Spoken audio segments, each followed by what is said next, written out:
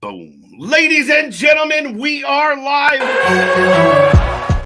I misfired. We're not Pause. No, ladies and gentlemen, we are live. Clearly, we are live as I stomp all over my own intro. It's because we are super excited here on this Wednesday, or at least I am. We are in Canada. AEW has come north. As you can see, we got a couple Winnipeggers on the screen. Not him and I, those two down there. But that all being said, folks, this clunky intro is going to get moved on real quick. Big Bang is just wrapping up. Pause. And we're going to get to 2+ hours of live reaction, live watch party, whatever you want to call it. We got a rebar mitzvah. I got to bail.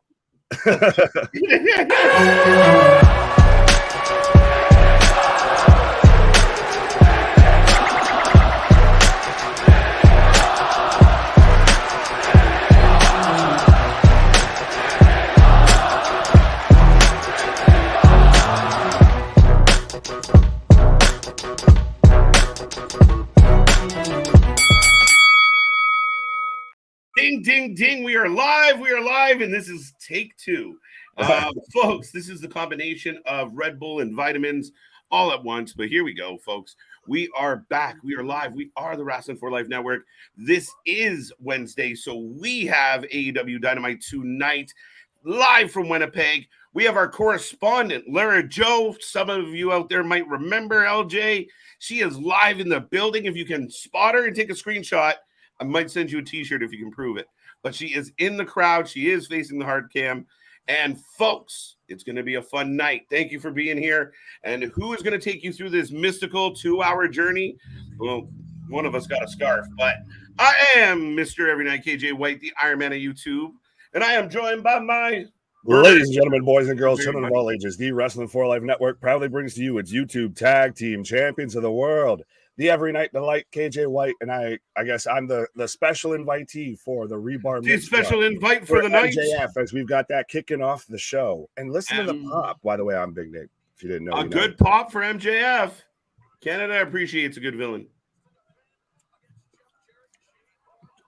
We live vicariously because we're also nice. I know, tend to be fans of the Cornet show and everything on here a bit, but I do like that now that he's played into the whole, oh, my fiance left me of now I got all the chicks. I'm wheeling, dealing, kiss, stealing. That's exactly. You took the words right out of my mouth, sir. That's exactly what I was going to say. He has given us, oh, Jesus, that was a Canadian kiss, not a French one. Jeez, she must have been from Quebec. Playing tonsil hockey. It's in Canada. You got to play some tonsil hockey here on a Wednesday night. Yeah, he's definitely playing up like the Jewish Ric Flair. Here we go. Woo! Hi. Hello, my friends. We meet it. Hello, my friends. I realized it was lyrics. It's been a while. Where should we begin? Holy streamers, Batman. Oh, and he's instant going at Canada was saying, I know Sean was much better. Let's be honest. Welcome to the North. Exactly. Excalibur, what up? MJF's out right now. Ramit, what up? JV, Jack, Dale, Rocco, Damien, everybody. Richard, why? Victor, why? Simani already kicking it off. But yes, he's already takes a huge pop, a huge reaction, and then instantly turns it into heat. And that's it. He knows he's going to get, and that's where people were like, well, he's just going to have to be a babyface. Not necessarily, because he comes out and he does what he does. He puts a lot of fucking heat onto that babyface rub, and he dodges it like the Matrix, man. He does not want any part of it. And he doesn't play into it, except for a few weeks where they kind of played into it. It was weird. But it goes back to, and he proved himself, he's proved himself correct with that of, there's no one out there that does it like I do. He's got a valid argument. He's definitely got a claim to that one and only right now. And there's a couple good challengers for that title. But yeah, no, he's outstanding. And keep in mind, he is young as fuck. The Triple B, baby. Right? The Triple B. But like every little detail like that has been thought out. The Triple B. Like everything's got a sarcastic slant to it. Well, and now he's I am Iron Man. Of No, course, I am we've Iron got, Man. well, is MJF. that going to be conflict of interest? Because we've got the DC tie-in with Shazam of now he's referencing Marvel. Uh-oh. But do we get who interrupts this? Is I guess the big question of someone I feel has to interrupt this. I feel like someone should. But is it Adam Cole? What a rush. Is it Chick Magnet Chicago made Punk? Oh, I don't think we're that lucky, but here comes some music. If I were Oh no, we're getting the Shazam stuff. What the fudge? No, it's all sponsored by Shazam. I know, but like, what is this? You got the typical. Oh, we're doing the chair. Yeah. Godfather. I don't know how the words go. I don't want to fuck it up and get canceled for offending people. There you go. Oh, and Jungle Boy's the one that interrupts this.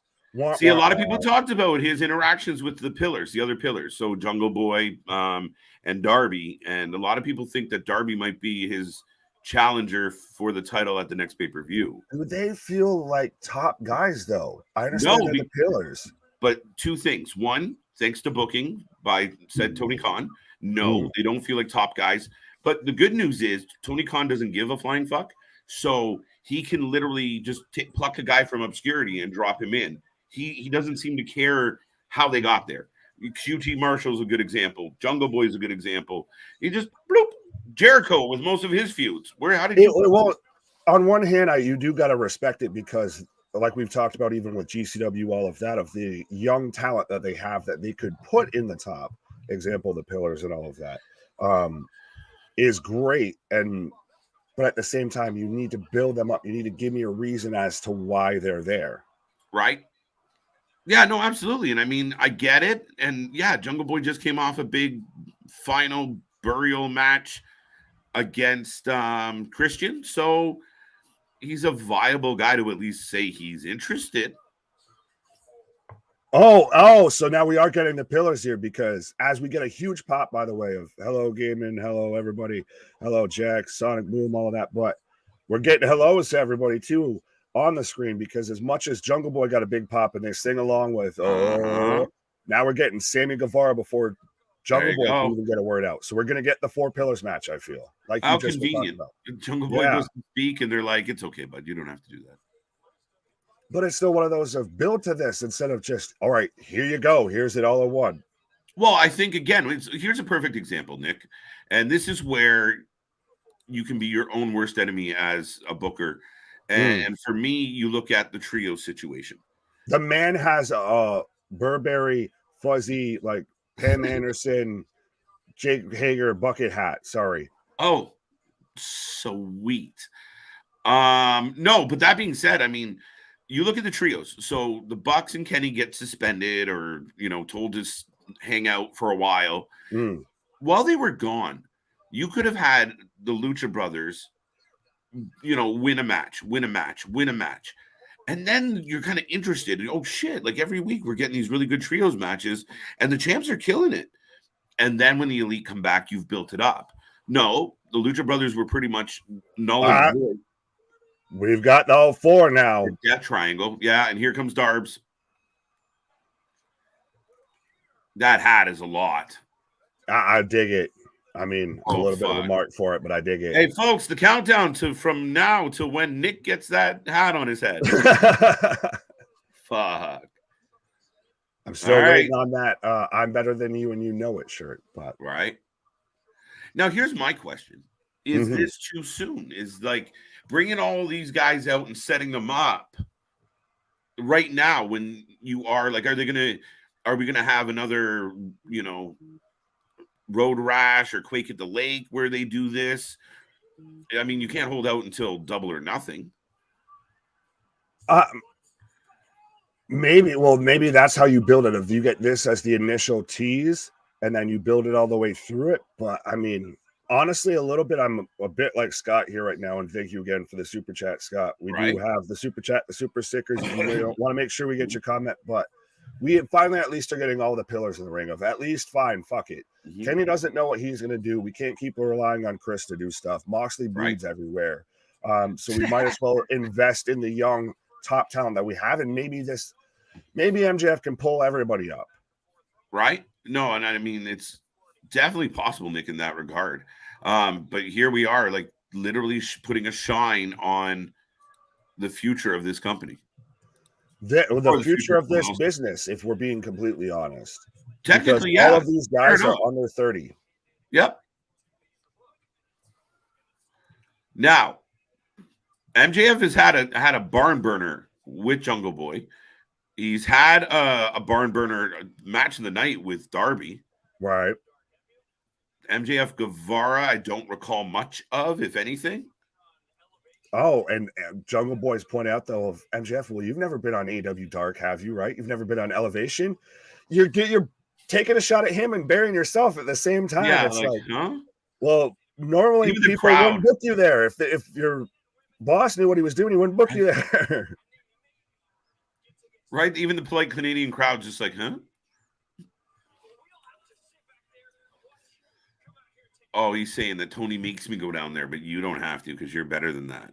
You come out here and we have to sit in the back and watch you with your 20 minutes. Well, yeah, he's the top guy. Yeah, so be better then, I guess. I get the point here, but you're shooting yourself in the back, I feel. A little bit in the sense of like, yeah, he gets everything, but we just watched him earn it. You know what I mean? It's not he's not Austin Theory, right? Like we watched him put in the work here on this one.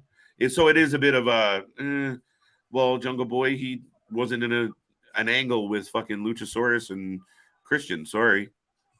Well, and MJF literally taking the words out of our mouths here of saying, yeah, this company does revolve around me because unlike you, I'm a star. Yeah.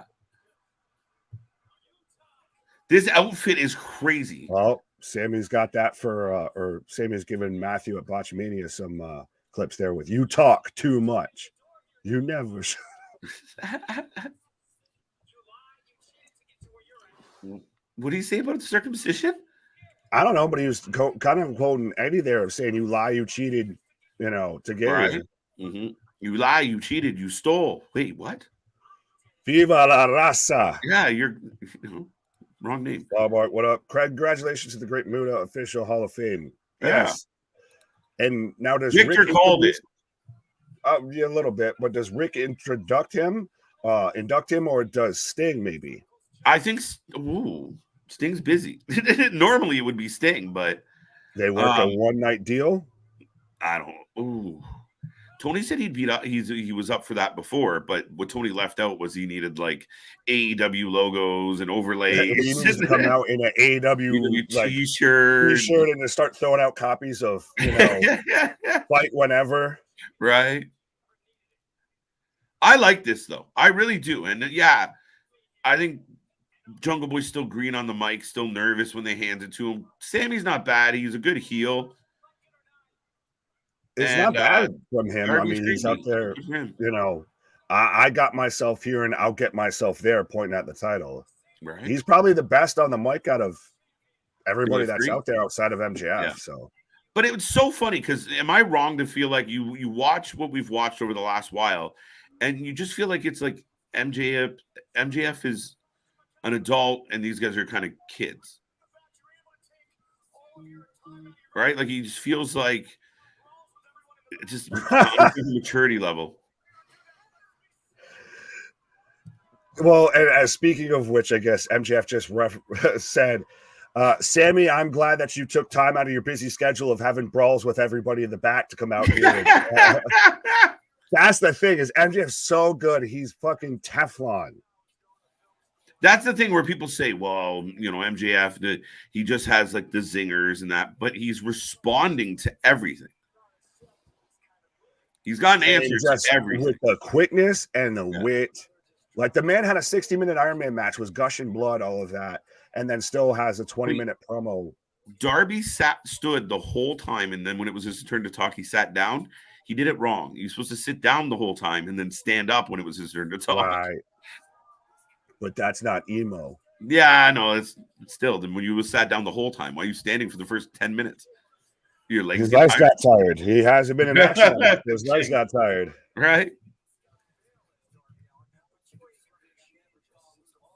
You ain't gonna change, Darby Allin. You're either going to succeed as Darby Allin or you're going to fail as Darby Allin, but you ain't going to change a thing. And again, what I love with MJF is he's not just standing there listening. He's reacting to every little comment, every pause in the sentence. He makes a face, rolls his eyes. He's spelling the promo. Yeah. As they show him just standing still, staring at him. Shit. But no. I mean, can you really? The man's got a poofy Burberry hat on, right? The giant blue blocker glasses, and a lightning bolt suit.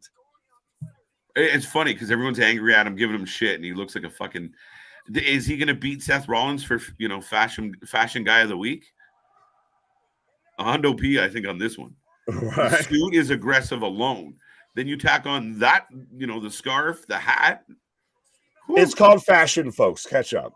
Yeah, fuck. I mean, it's a little Seth Rollins. Does mother know thou weareth her drapes? Right, like shit. Me and my collection of black t-shirts. But Darby even taking a shot at MJF if I didn't go on Twitter of, oh, I want out of my contract if I don't get what I want. Right. So if they do this now, is this buying time for like a one-off, like something where a one-on-one, the next big threat? Oh, wow.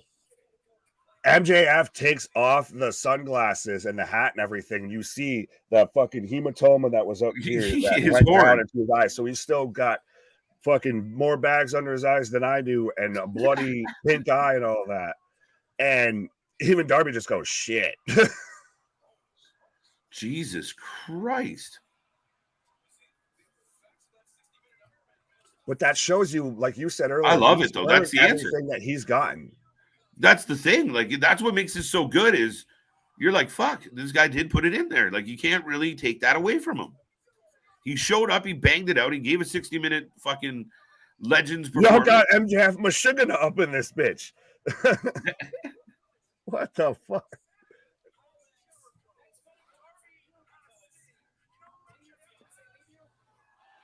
Oh, wait, Sammy, don't do it.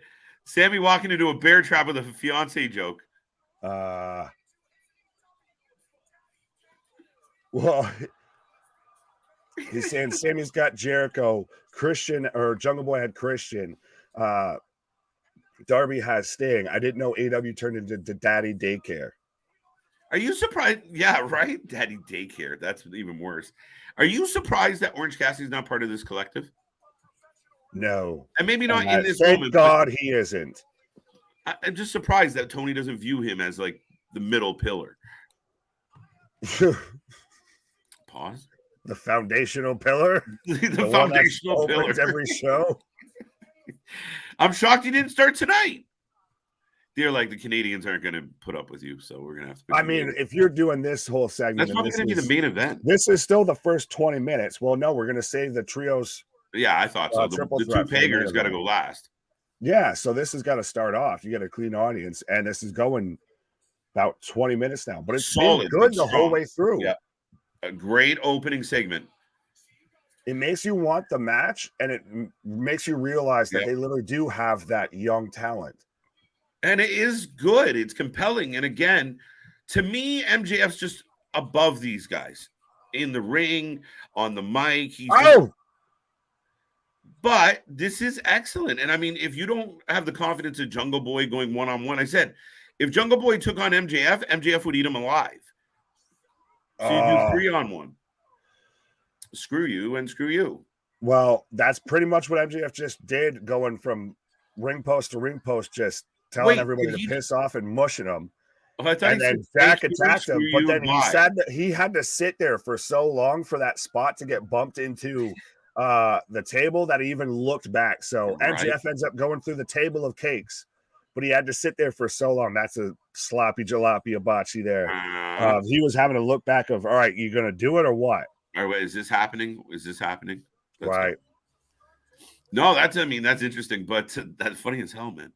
But you knew he was going to go through the cakes. You assumed anyway. Well, we predicted somebody was going to interrupt it. We didn't expect it to be the 4 pillars. So yeah, I mean, instantly that's going to be that picture that ends up on T-shirts and shit. But yeah, the four pillars. All the memes are being made right now about that. So how do you think this plays out? Like, is it like 2 weeks from now we're going to get a fatal four-way? Are these three going to have a triple threat? What? I mean, maybe they just tease it now and then they don't. You hold off. You just kind of keep it on the back burner. You teased it now. You get maybe a couple singles matches, a little back and forth every now and then feud. But... Sorry, dude. Chris Jericho having a day. They named a street after him. And then he got the honorary. He got awarded a medal of honor and basically got knighted through the city of Winnipeg because he's out there, part of, I guess, the Buffalo Hunters, something or other that they have out there. Barney Rubble and Fred Flintstone. No, well, I mean, we got the Lions Club and stuff like that. The Elks Lodge. Yeah, we got the Lions Club. We don't have the Elks. I don't think we have Elks people. That's because you have too many in your country. Yeah, fair enough. What? Less since Brock moved here. Touche. Jungle Boy attacked MJF from behind with the mic. Christian changed him. But see, that's where I think an experienced booker would have had Jungle Boy punch him in the face, not hit him in the back, because to your point, Christian didn't really change him. You can't hit him in the face. He's got the black eyes and everything. Well, I mean, you can hit him in the gut. I don't know. Uh-oh. Wild Thing is here. Yes, so we've got the Blackpool Combat Club going against the Dark Order and Hangman Page in a 6-man tag match, or a trio, says AEW refuses to call it that. Now, remember, folks, correspondent LJ is out there somewhere. She's probably losing her friggin' mind right now. She's just trying to catch Moxley's water bottle that he throws out there and everything. No, the big thing here, would be like we have the Rotary Club, we have the Lions Club. What is the? You don't have the Moose Club, the Moose Lodge. We probably have a Moose Lodge, right? What about the Stonecutters? The Royal Canadian Legion. Probably the Stonecutters. We do. Who books every show? We do. I'm surprised they didn't start the show with OC. Hey, first time in a month they took a break. Maybe the shitty ratings. Have you seen those numbers? I know I talk about the XFL ratings on the weekly review show, but they're losing 200 some odd thousand in an hour and a half. Like, not even that. Sometimes they'll lose ridiculous numbers, like 10,000 in like 15 minutes. Well, you got to ask yourself, what are we doing wrong as a collective if we're losing, 25 to 30% of our audience, start to finish? That's nuts, right? But see, Scott brings up the point, though. Remember, Vince is secretly running AEW. This man just running everything. Speaking of who rigs every Oscar night, even Brendan Fraser acknowledged your tribal chief. There you go. And speaking of Canadians, good shout out, folks. I'm in picture in picture. I don't know why we're getting picture in picture during an entrance, though. Because they take so long, you got to cut through them. I'll take picture in picture during, I guess, an entrance, versus, especially when it's Moxley, he's got to come through the crowd. Then getting it during the match. If you get like entrances, ding ding, commercial, come back, 1, 2, 3, we're done. Hashtag duct tape. If you can't be handsome, be handy. I remember red green. You guys had a lot of red green? That's funny as shit. I did, because of where I was in the States. Yeah. You always remind me that. 38K fans showed up. Yeah, they sold out that place. The fucking St. Louis couldn't wait for football. They didn't give a shit who was playing. We need a demotion, like the Premier League. A tier league? Yeah. Yeah. Right. Of, right. The low-ranked NFL teams drop down to the XFL and say, like, the Battle Hawks move up. Could you imagine? It's halfway supposed to be a G League, and it shows that St. Louis does want a football team there. Well, I mean, I don't think that was ever, in debate, because I think St. Louis is an amazing sports place. So, sports state, town, city, all the above. No, I think they're a good fan base. The Blues have had great fans for years. Cardinals. I was surprised. Yeah, touche. Well, that's even what you've really seen of with the XFL's really shown of. Where's CJ to explain, like, what was politics, man? Right, but you've seen to where people or cities that used to have an NFL team. Mm-hmm. Their NFL team currently is terrible, so they then start cheering for the XFL. If they just want good football, good damn sports. But well, it's like when the NFL used to. I don't feel like we've done it in a while, but when the NFL comes to Toronto, exhibition game, whatever, it doesn't matter. We go fucking bananas and we fill the place up. Don't y'all have the CFL? Yeah, but that's not the same. They play in smaller stadiums and nobody goes. Well, we're football crazy enough to where we've got arena football, fan controlled football, we've got USFL, we got football. What was the second one? What was the second one? Fan controlled football. That was a thing that existed for a little bit of it. Was halfway fan controlled football.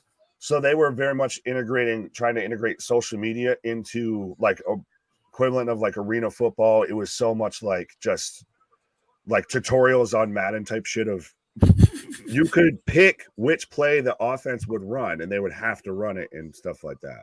Like the fans would literally control it. You could be owner. Like and the Bombers. Owens was a player and an owner in that league. That's amazing. Johnny Manziel, I think that's the last place he played football. Jesus Christ, he was in the CFL for a cup of tea. Couldn't even make it here. Cup of haters. But yeah, it was I watched bits of it. That's so weird. Yeah. That's the funniest shit I've ever heard. Welcome to WW. Well, that's worse than the XFL, actually. I almost forgot what I was saying. It was.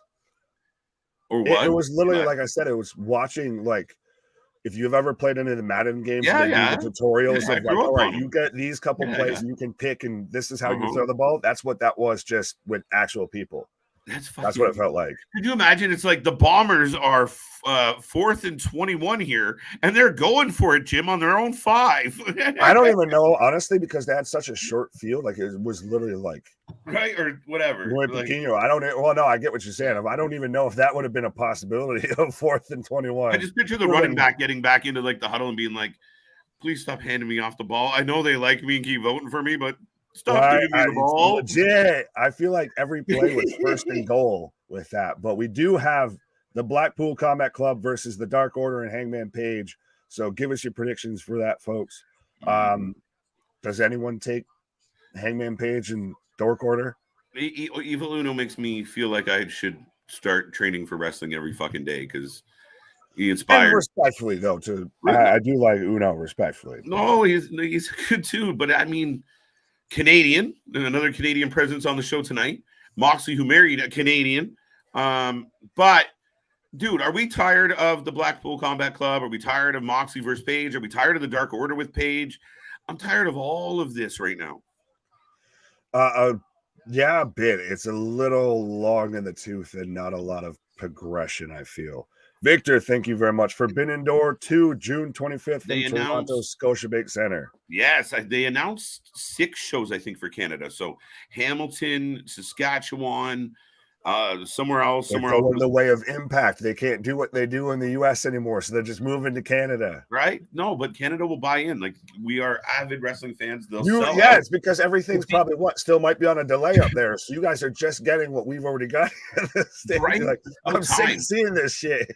But unlike the American fans who are spoiled, we're going to stand up and scream and yell and cheer. So it's going to be fun. What's your Bizarro Land? Remember, that's what makes it even better. That's what I enjoy when it's topsy turvy. Welcome to Canadian wrestling, where I like when the fans cheered, or the faces get booed and the heels get cheered, and the points don't matter. The points don't matter. But no, for me, I think that's really cool. I mean, they're going to do the Forbidden Door 2 here in Canada, which is crazy. We might have even more live coverage depending on that. It's ballsy because the last time they came here, the first time they came here for a Dynamite, they went to a smaller venue down the road where the baby Maple Leafs play. The Marlies. Yeah, good show. But this is they're going into Scotiabank. It's a big place. If it's half full, you'll feel it. So I really think they'll do well with this. They'll probably sell it out pretty quick, and it's gonna be a fucking party, buddy. Well, like I said, we might be getting, you might get some additional bonus, live coverage there of the one KJ might be there potentially. Truthfully, this is the first show. Like, I mean, I know we've had some shows around the neighborhood, And I'm always, I like being here. If I'm there, I can't be here. So that's kind of my thing. But this is one of the first shows that have popped up where I'm like, ooh, I don't know if I kind of want to hit that here one. on a pay-per-view, folks. Right? But I mean, I like doing this. It's kind of my thing. No, you'll be here. You'll just give us the live coverage. Right. They can't copyright us if it's live. I don't know how that even works. Is NFL free agents is very crazy, man. I'm so mad. For anyone who tuned into Pat McAfee's show today, if you got some very interesting information, especially if you're a Jets fan. But right. What's our predictions? And folks out there, if you're tuning in right now, what is your prediction? Dark Order BCC. Fucking hell. The other one might get you in trouble if you look it up. Yeah, don't do it. But wow, we're getting a pile driver on the floor mid-match. Well, Stu Grayson's just been a house of fire here while you were. Stu's done. So Stu's out. Is that Stu? Yeah. Okay, Stu's done. Like he doesn't. As I've got picture in picture, so we've also got March Madness, which I still might halfway take a peek at, but absolutely. That's the thing, though, is that's what makes AEW so great for Time Warner, is that they have no problem advertising the shit out of Warner Media stuff on their shows. Like, we've got Shazam all over the show tonight. It's so they don't care. The way they're tying it into shit is fucking nuts, but it is what it is, man. Like, I can't hate on it. The WWE does it. Everybody's about the zombie match. Right? I mean, look, we had the fucking New Day chucking pizza out into the audience, which was one of the Mountain Dew pitch black match, so the Mountain Dew pitch black match should have been pitch black, so we didn't see any of that shit. Well, maybe Bray thought it should have been pitch black. Yeah, Bray's like, Y2K made me leave the Jets. I'm cheering for Winnipeg. Y2J made you leave the Jets. I mean, I'm a big. If I cheer for any other team outside of, are you saying the year 2000 made you leave rooting for the New York Jets? The New York Jets, the Winnipeg Jets. What are we doing here? Are you leaving on a jet plane? Y2K, are you leaving on a jet plane? Fuck. Dark Order for the win. Smile mark bold. I'm gonna go Combat Club. I mean, I don't know. I don't really care. Dark Order. I hate to be agreeable, but I'll go BCC here. BCC is supposed to be this badass group. They should wipe the floor with the Dark Order. Exactly. What do you think of the premiere at QTV tonight? Oh, that's a good reaction. Why? The face said it all, folks. Yeah. Uno is great on the mic. He should have more promos. I don't know. The problem with Uno is I thought when they started AEW, it was the best Uno. When he was the leader of the Dark Order and he came out and he had like people as a throne and shit, they shouldn't have let those people ever throw punches. But he looked like a badass. And when they were doing like the infomercials, I thought the infomercials were great. Join the Dark Order. I'm like, that's awesome. And I understand what happened with Brody, but I felt like they should have went back, like continued Brody's vision of the Dark Order. Like Brody was the leader of that group. I think they could have carried that attitude forward, kept doing the infomercials, win matches, be booked seriously so we can get behind them. That's part of why we foo-foo them now is they've been a fucking comedy shtick for a year. And it's everything that should be spooky bollocks in AEW ends up being comedy shtick. Everything that I almost feel like could be comedy shtick in WWE ends up being spooky bollocks. So right, it's so weird how that's worked out, and it's really Dark Order's been the victim of that. Listen, if the two companies were trying to be different, they've achieved that as far as what they present each week. They are different for fucking sure. No, absolutely. What's up, John? Everyone else out there tuning in right now, I see a bunch of you. If you haven't said hi in the chat, please do so. We are watching a trios match, which is weird on a night where we're getting a trios championship match. But hey, all the trios for everybody. Right. But that being said, folks, if you haven't made a prediction, you can put D for Dark Order. You can put B for Combat Club.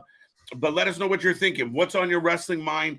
Don't be shy. Leave a comment. Drop in the chat. Be a part of the show. Have some fun. We do this all week. We'll be back tomorrow for Ring of Honor and Impact. Friday is a doubleheader this week, I think. Double, triple, maybe. I think Rampage might be out of time. Friday's a triple header, I believe. And then we got a whole bunch of shit coming your way. And I'm not going to list it all out now. I'll wait for a commercial later.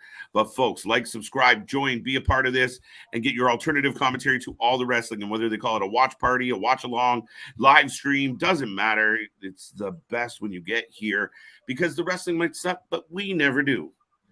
Often imitated, never replicated, never duplicated. The wrestling channel, even the wrestlers tune into. The wrestling channel that even people in the crowd tune into. Yeah, as you might even see later tonight.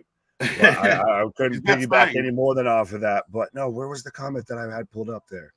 I'm gonna find LJ. There you go, because you tied it in perfectly. Go ahead. Oh, go ahead. The artist is on my wavelength. Yeah, that's why I was saying read it. Oh, you wanted me to read it? Oh, yes. Sir. BCC for the win. I need the Dark Order's older commercials back. Hey, guys, thanks for the content and the dedication. Y'all are great. Thank you so much, artists. We appreciate it. And that's exactly how I feel. You had a good thing with the Dark Order. Brody coming in was just the cherry on the top because I can't imagine they knew when they started the Dark Order, one day we're going to have Brody. But when you got Brody, it was such a perfect fucking move. And it's tragic that Brody's not here anymore, and it breaks my heart. But I felt like, especially in the honor of Brody Lee, to carry that vision forward. You saw how he was leading the Dark Order, and at that time, the leader of the Dark Order was in big matches, and the Dark Order were fucking people up, and it mattered, and it was good. And I think there's something there. I do think they would have to recruit somebody to be a Qua. They have to try to click through while you went through. Right? They're gonna have to click another click. They're gonna have to probably get another leader because at this point we don't have any belief or any, we don't get, behind Uno for that reason. But bring back the commercial. I didn't mean to click on that one as you said that. Oh yeah, here you go. And that's part of it. But then Larry with the quickness. Oh. Evil D cups. Oh yes, and we brought it back home perfectly. Touche. That's why we are Channel 4 fans by fans. Well played, chat. Well played. Touche. You said it better than me or KJ or anybody could have said that. Right. Touche. Right. Or wait, no, we're in Canada, so it's pronounced tabernacle. Chat, dude, you're gonna get. I'm telling you, someday I'm gonna get a letter being like, "You guys cannot keep swearing." I'll get an award for getting tabernacle over. Yeah, funny enough, the most uses of the word tabernacle on a YouTube channel. It could happen. Ooh. Oh, click. Do you guys think Hangman's character is ruined? He seems like Brokeback Mountain to me, not cowboy shit. I'm only going to comment on after that, but he's a little for somebody who's watching now NXT every week, and now we've got that storyline getting, a main kind of level spot. I feel he's a bit Brooks and Dunn, Briggs and Jensen, Bar Rescue. You almost got me there. With it of it's not cowboy anymore. Now you're just a guy who likes Western crap. You're a redneck. I think my problem with Page, on a lot of times he's been booked in a manner that makes him feel soft. Mentally, sorry, we had a DDT from Uno. 360. Two count. We had a 360 from Grayson off the top rope as Uno went for Cannonball Splash. Remember when they were the Super Smash Brothers? Yes. Pause. Pause. Man, that shit was wicked. And I know the traditionals out the traditional. I can speak. I promise I can speak. The vitamins. Traditionalists. Is that a right word? Uno breaks up the count there. Jim the Jim Cornettes of the world would be like, oh, that's fucking stupid. I don't mind. Or I mean, like you went through the generation where you had fucking Rikishi dancing with fucking Too Cool, and let's be real. There's that level. Like, should that be happening in your main event? No. You have the lower part of the show for that's why I think the people that like really hate on Orange Cassidy, I think he has a spot in the show. The problem is Tony highlights him like a star of the show instead of a support. That's the thing, is he might have a spot in the show, maybe, but he's all the show. Traditionalist. See, I can speak. There we go. If someone just tuned in for the first time, they're like, I need a bull rope match, Mox versus Page. Well, they tried to do a Texas death match and didn't do an actual Texas death match. But I think every time Adam Page has been in a tough situation or a moment where you're like, you would anticipate somebody, a cowboy, would take a stance and kind of flex his dom, right? That dom, you know, the alpha in him. And instead, he kind of comes in soft and he's conflicted all the, oh, I don't know what I want. And hanging around with the Dark Order, no offense, but when you're trying to take him serious as cowboy, the hangman, and, you know, he's standing next to fucking Johnny Hungy, it's hard. Yeah, well, love you, Johnny. As we've got a win now, or a victor, sorry. We've got a very clear heel turn now by the BCC as Moxley gets the choke out on Stu Grayson, and even after the bell rings, all of that, he's still holding on, won't break it.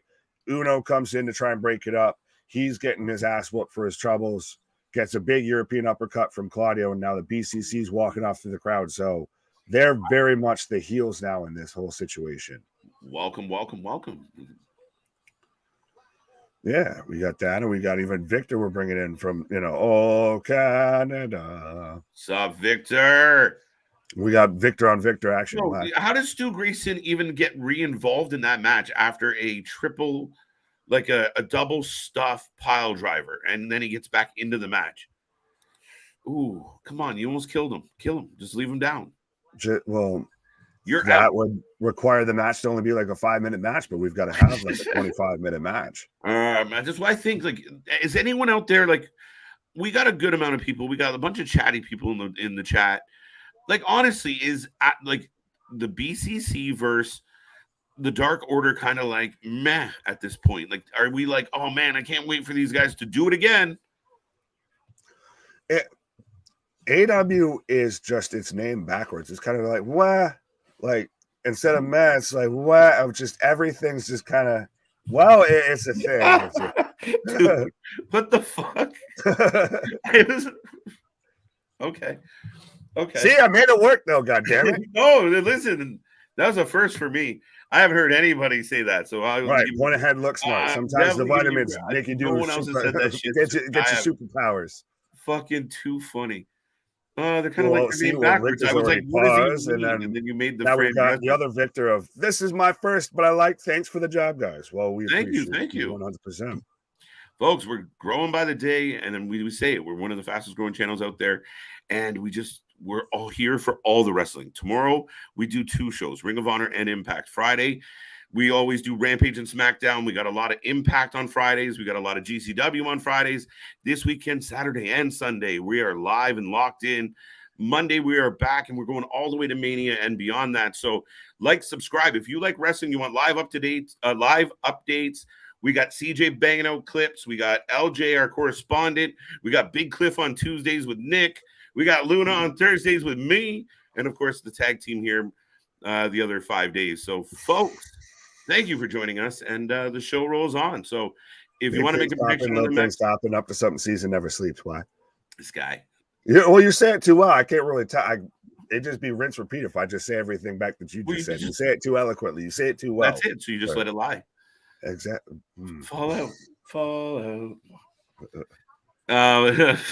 But yeah, folks, the next match coming up is I have no idea. There's something else we need to talk about. We need to talk about the fucking freelancers who are the outcasts now because somebody realized that was a I think I called them on Tuesday the Outsiders because it's the Outsiders. Such a clear ripoff wannabe of Ladies NWO of I guess they're Lowo, but it's not good. Mm-hmm. Not any. The difference was the NWO came in like a hurricane, and they were convincing, and they were believable, and they were badass. This has been horrific.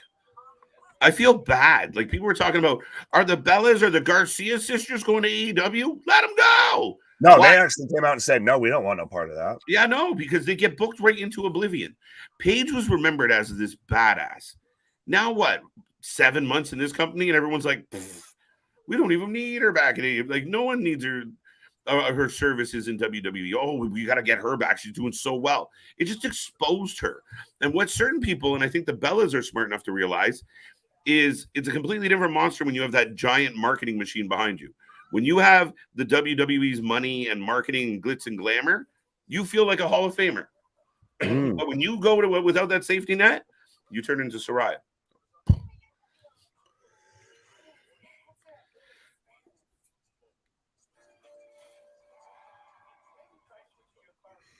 No, I was letting Lila. That's amazing. Jade's Open Challenge next. Folks, get your final guesses in. Is it going to be Taya Valkyrie? Yes. Is it going to be someone else? Is it No. Trish Stratus? Oh, it's time to rock and roll. Could you imagine? I'd be happy. They're like, they wouldn't book me over there. They made me a manager. They busted my nose open. Shit, I've seen a lot of people saying that it's going to be the bunny. I don't see why. Do you think the bunny would be a little bit of a, fuck? Oh, half the AEW fans are going to be like, she's Canadian? Yeah. Angelina loves a good one. Not likely. Ooh, nah. Well, I saw some things percolating of maybe this is the end of Jade's undefeated streak. Is Statlander Canadian? No.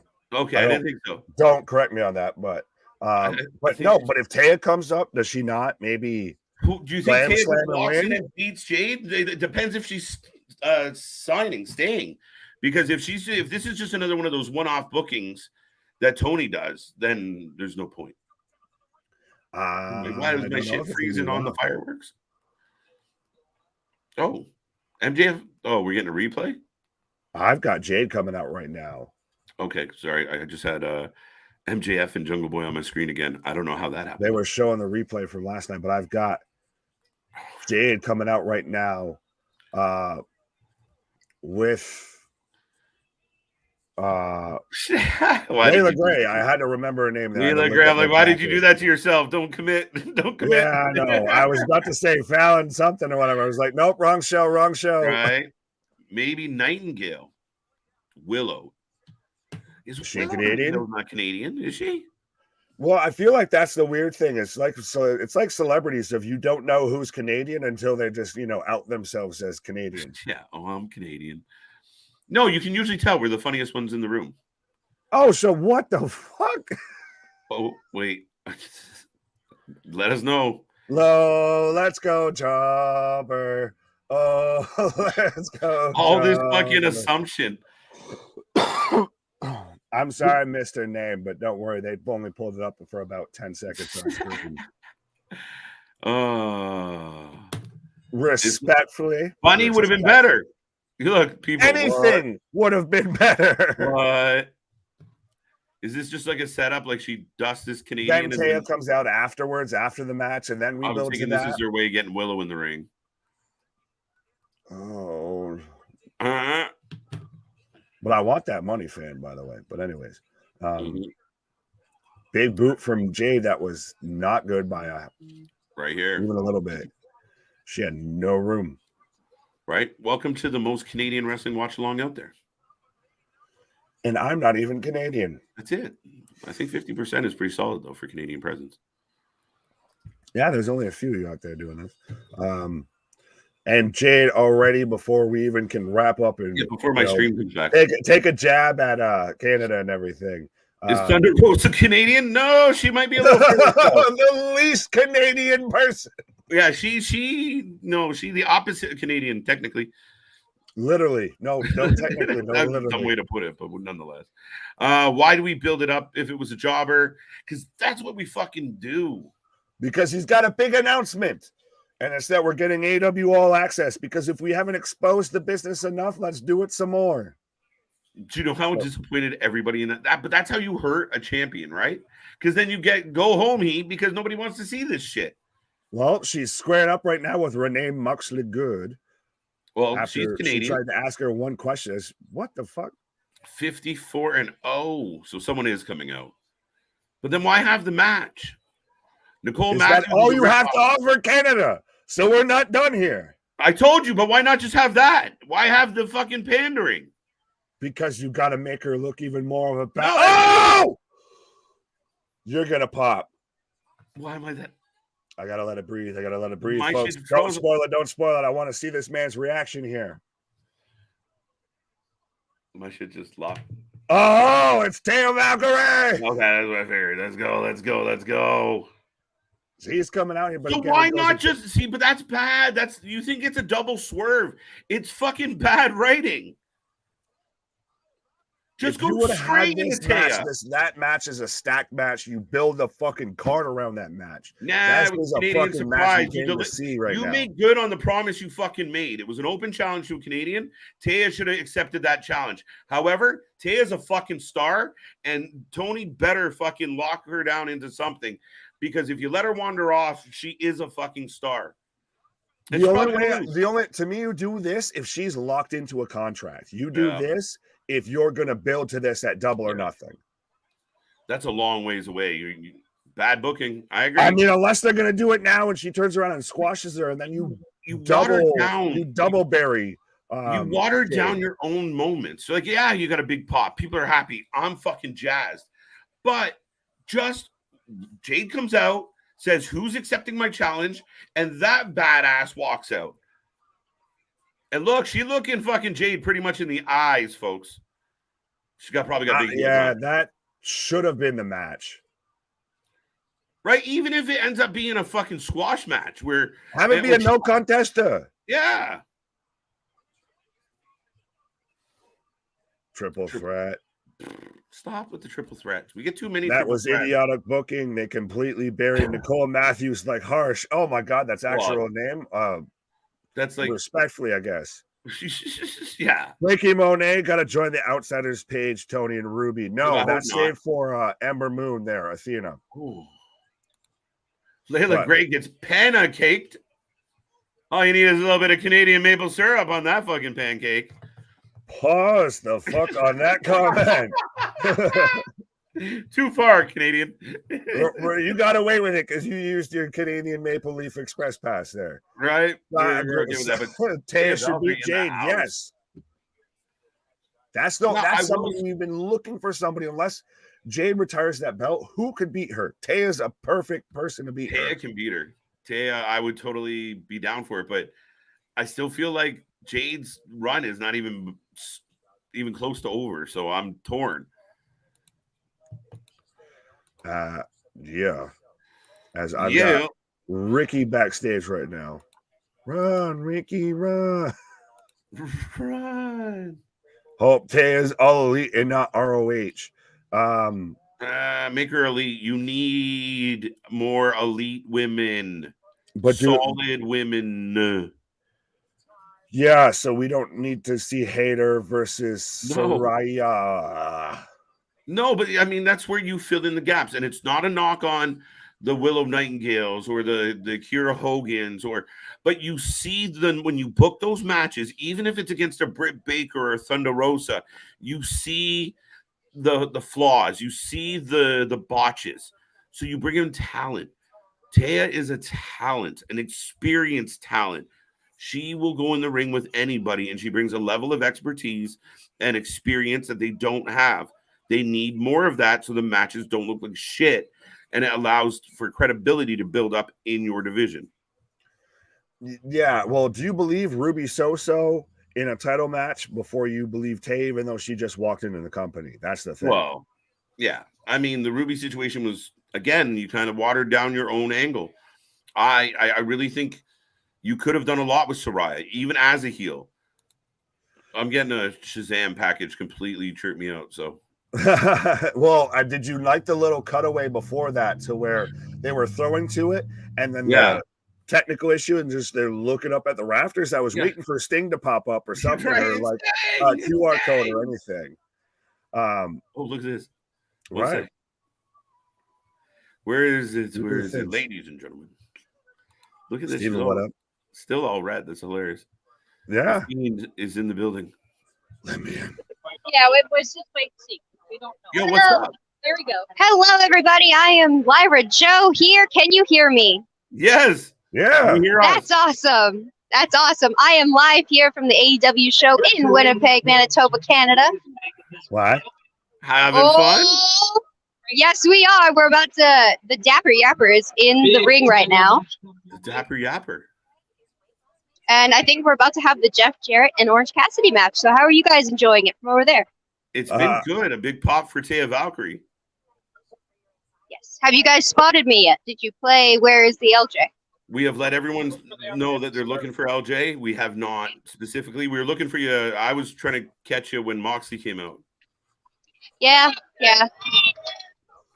Oh, thank you. Justin Roberts is getting some love right now, but I think I will pop back in about like 2 minutes just so I can get out of here into somewhere a little quieter. Not a problem. Thank you for popping in. Cool. I will see you guys in a few minutes. There you go. Ladies and gentlemen, that is LJ Lara Joe live on the scene. Again, like we've said, no one else does it like we do, folks. Motherfucker. There you go. If you don't know, now you know. Her to all the shows. KJ, you going to Forbidden Door? Nope. LJ. Nope, you go. No, that's where we can send Luna. We can send, CJ to like the US shows. He's going to be at Mania, so shit. CJ will be live at Mania. CJ was live for the Cody Rhodes return last year. So, yeah, we're going to have live correspondents in the building, meeting with the stars. Follow us on Instagram. Follow us on Twitter. Wait for more of our interviews to come along. We got lots happening, folks. It's going to be a lot of fun. We are here all week long, every single week. We take a couple days off. We banged out just under 600 streams in the first 365 days of this company. So thank you for joining us. Thank you for being here. I hope you're enjoying Dynamite. LJ will be back. Big Nick still doing his thing. And I think I'm going to take a pause. Fair enough. So you're going to leave me right on that there. I guess I feel winded. You can run with it. But yo, what a now podcast. Crescendo. Yeah, but if she comes back, I want you here. I want you back. I'll pop back. Baby, come back. You can blame it on me. That got awkward. But absolutely, Clinton, thank you very much, folks. 100% of Christ Almighty. Of course, he would leave as I'm getting a replay of QT Marshall ruining what could have been a big beefy boys slapping meat contest of Hobbs and Wardlow. And good Lord, so we've got QTV right now. KJ picked a perfect time to take a pause here, as this is literally just their version of TMZ, just done worse. Like, I feel like every shitty wrestling promotion's tried to do something like this, and it's just, Christ, South Park made fun of this, and it's just bad. This is what you're doing with Hobbs after he just won the TNT title. He's built to be an actual badass. So they're showing that the break-in to Wardlow's car, I guess, unless they're playing it as a story. I don't know if it's the same car, but they're saying that they have the exclusive footage. Oh, so it was, Christ, somebody help me with his name there from the Nightmare Academy. So they set up breaking into Wardlow's car. And this booking just keeps going downhill, folks. This isn't just us being partial. You can't deny this at this point, folks. Where's his book? What? Oh, the book of Please never put QT Marshall on TV ever again. Yes, absolutely. The car was a work. I said it was. It's not crazy. Or I'm not crazy. Well, that's debatable. I did halfway think that when he put it on Twitter, but it's still at the same time, I didn't think that he would stoop that way, I guess.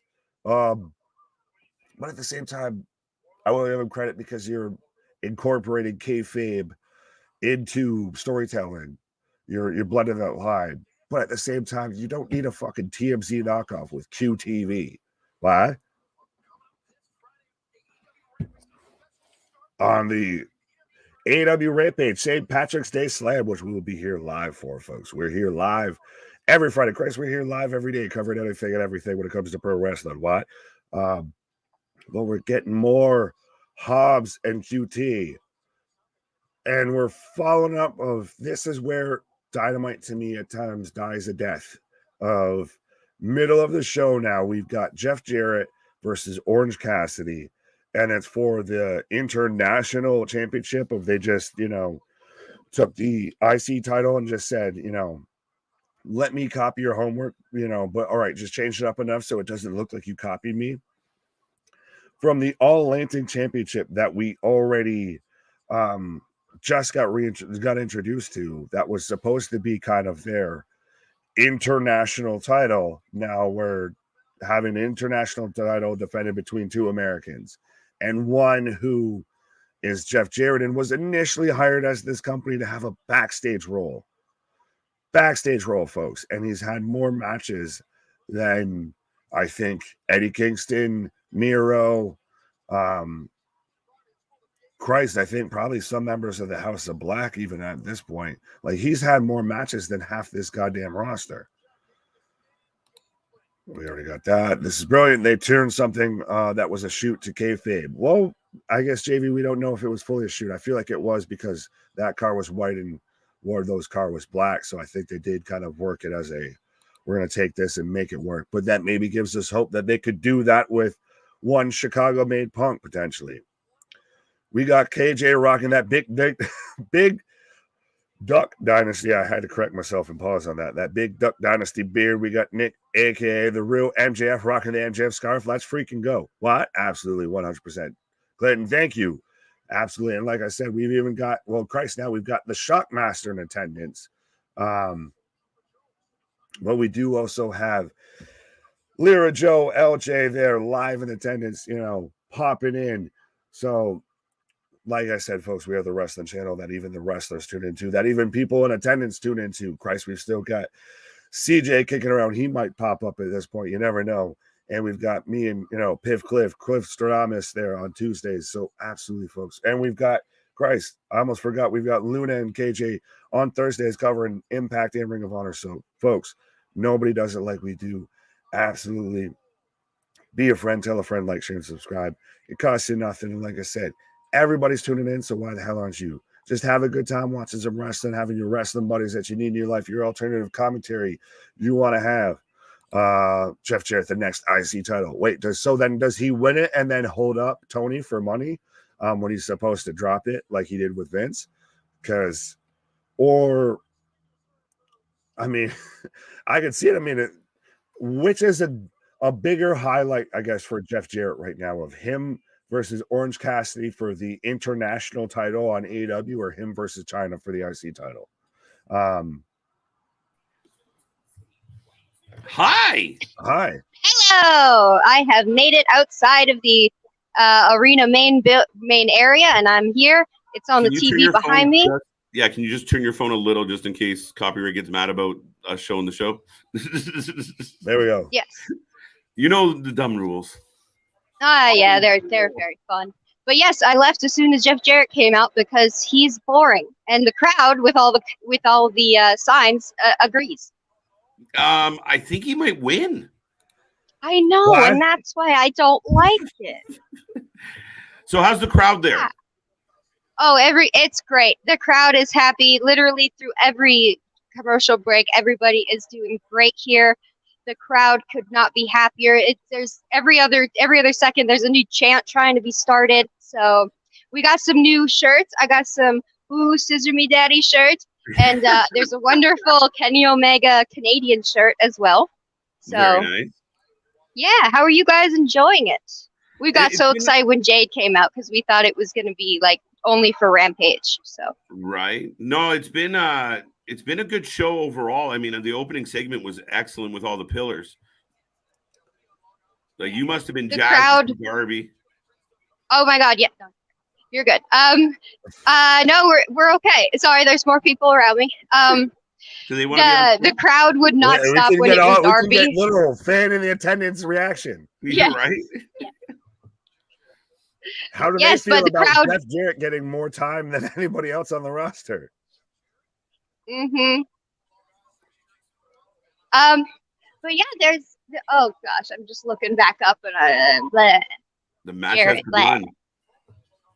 Yes, but how's everybody in the chat doing? Because the crowd here was going nuts for Darby, like that. He was the favorite. Yeah. How heavy did the boos get with MJF when he turned on the crowd? Oh, I couldn't hear myself boo. With MJF and Sammy, those two got going, and the crowd, whoa, it got low. Even though we were getting nice guy Sammy picking on MJF? Yeah, it was a little bit of like, oh, yay. And then all of a sudden the girlfriend comments started to come in, and it was like, no. So. But how did the crowd react in there to Jade versus sorry, but the jobber. And then Taya comes out afterwards, and that's what we're setting up for instead of just getting Taya out of the gate.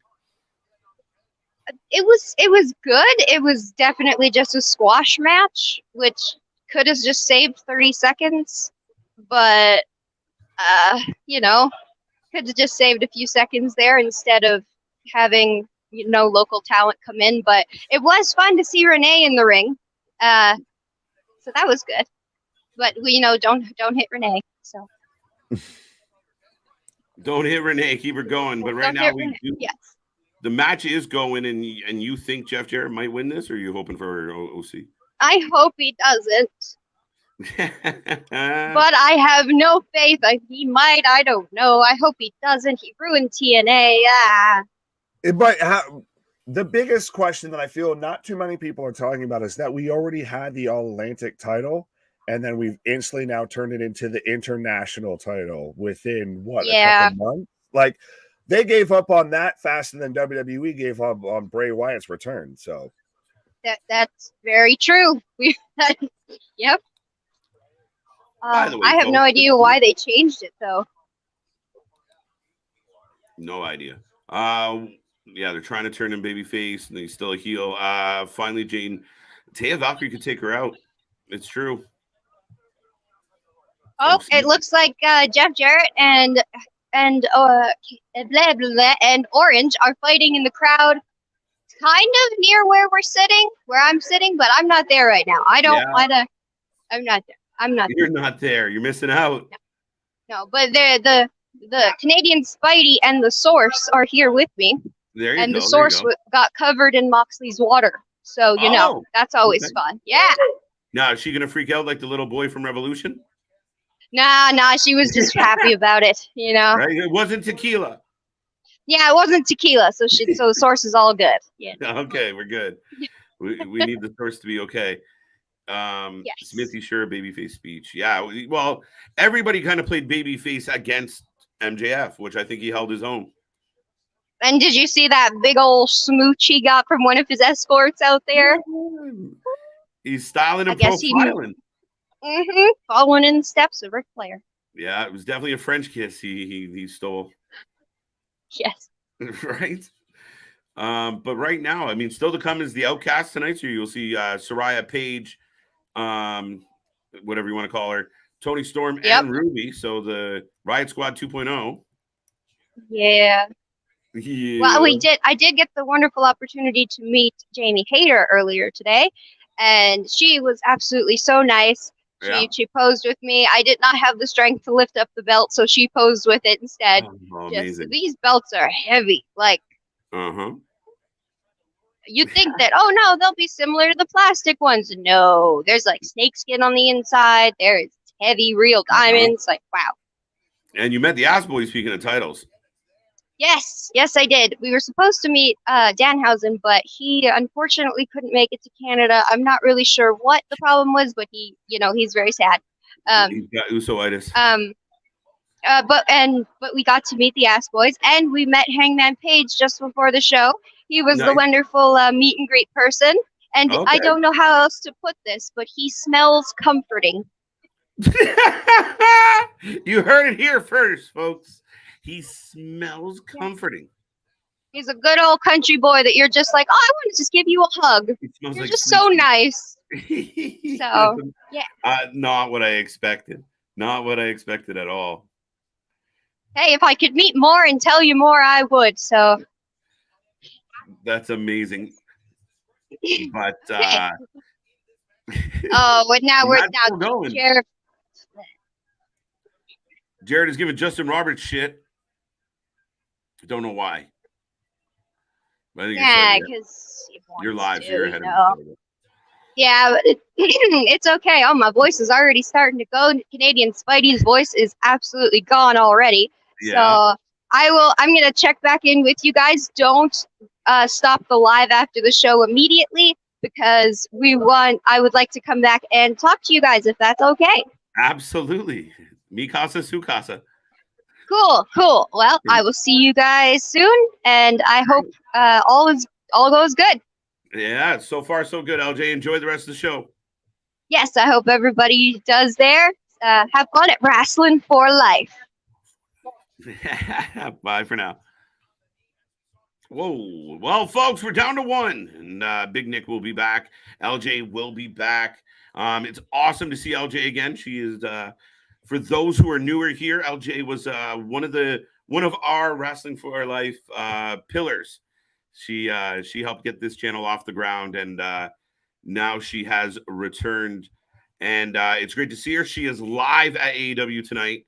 We might have to send her to all the shows and let her correspond from there. But she will be back. Nick will be back. Right now, I got Orange Cassidy, Jeff Jarrett in the middle of the ring. Orange Cassidy is in a sharpshooter. Well, he was, and then they fell on each other. That didn't go so well. Yeah, again, we're doing these stipulation changes. Just have a match.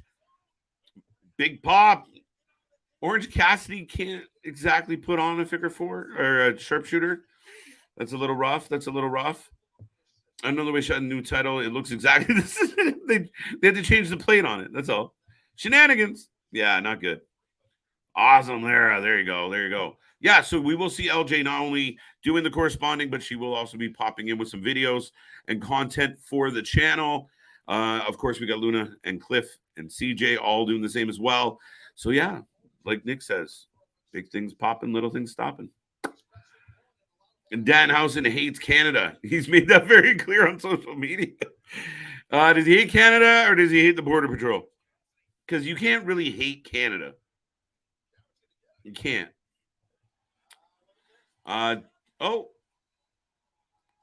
OC, hands in pockets. Double J, the new Shazam champion. Yeah, exactly. In honor of Shazam, we're going to change our title to the international title. We're going to level up. I didn't get it. It was a bit of a reach for me, but hey, whatever. Oh, shenanigans. Did they do the meet and greet after live show? They did a meet and greet before the show. LJ met Hangman, Adam Page. She also met the Ass Boys. If you go to our Instagram, you can check it out and check her Instagram out. We've been posting some of her pictures, as well as Canadian Spider-Man. If you guys don't know who that is, Google it. Actually, Jim Cornette talked about Canadian Spider-Man, so that's kind of funny. Typical AEW match stipulation change mid-match. Yeah. Like, I don't get it. You're having this all-Atlantic title. Can one of the titles just be like, almost like what you expect the Ring of Honor title to be, where it's just give us a match. Let the all-Atlantic title or the international title be just wicked matches that stay in the ring, that don't require tables or the crowd. Just two guys that wrestle really good and do other stuff really, really good too. If you got that, you're my friend. How much is the beer there? Mark, I'm sorry I missed that. I'm sure it's like $18. But we'll see if LJ knows when she comes back. And keep in mind, you heard it here first. Adam Page smells comforting. Ref is down. Jesus. Why do you need the ref bump? If the ref isn't calling shit, you can run around the building. Why does the ref bump matter? That looked intentional. Yo! What's up, Hagen? How you doing? AEW needs a pure championship. Oh, wait. Yeah. And I wouldn't even go as far. Like, I love the pure championship, and I love what it is. But, yeah, like somewhere in between a typical AEW match. Oh, here comes Aubrey. Whatever. She comes. Oh, wait. Pop. There you go. TNA. Uh-huh. No. A two. Every match seems to have the same kind of shenanigans. That's the issue. When you just rinse and like repeat. If you guys had tuned in from this channel from the beginning, when WWE was, going through the McMahon days or the end of what is happening here?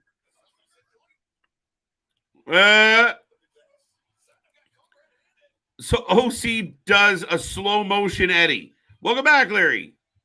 Lie, cheat, steal. No. It could have been done better. I'll take it. Where's TNA rally towels made in the man in the crowd? Yeah, we need that. We don't need anything else to make this look like Impact. Here it goes. We're going to get a Superman punch. Remember, Orange Cassidy's won 14 straight matches, folks. It's like 21-2, 21-3. Oh, it was a Superman punch. What'd John Carew say? John Carew. LaRue. Neither one of us got it right. Every match. That's the one. Yes, that's the problem. Sorry, I lost my point because I got distracted by the shenanigans. The WWE was too much rinse and repeat. And it wasn't the chaos. It was the boring. Like the same shit all the time. Look, another interference. There's Jay, not really hurt. Uh-oh, the Golden Globe. It's over. Wow. How much interference can be run in one match? I kicked out.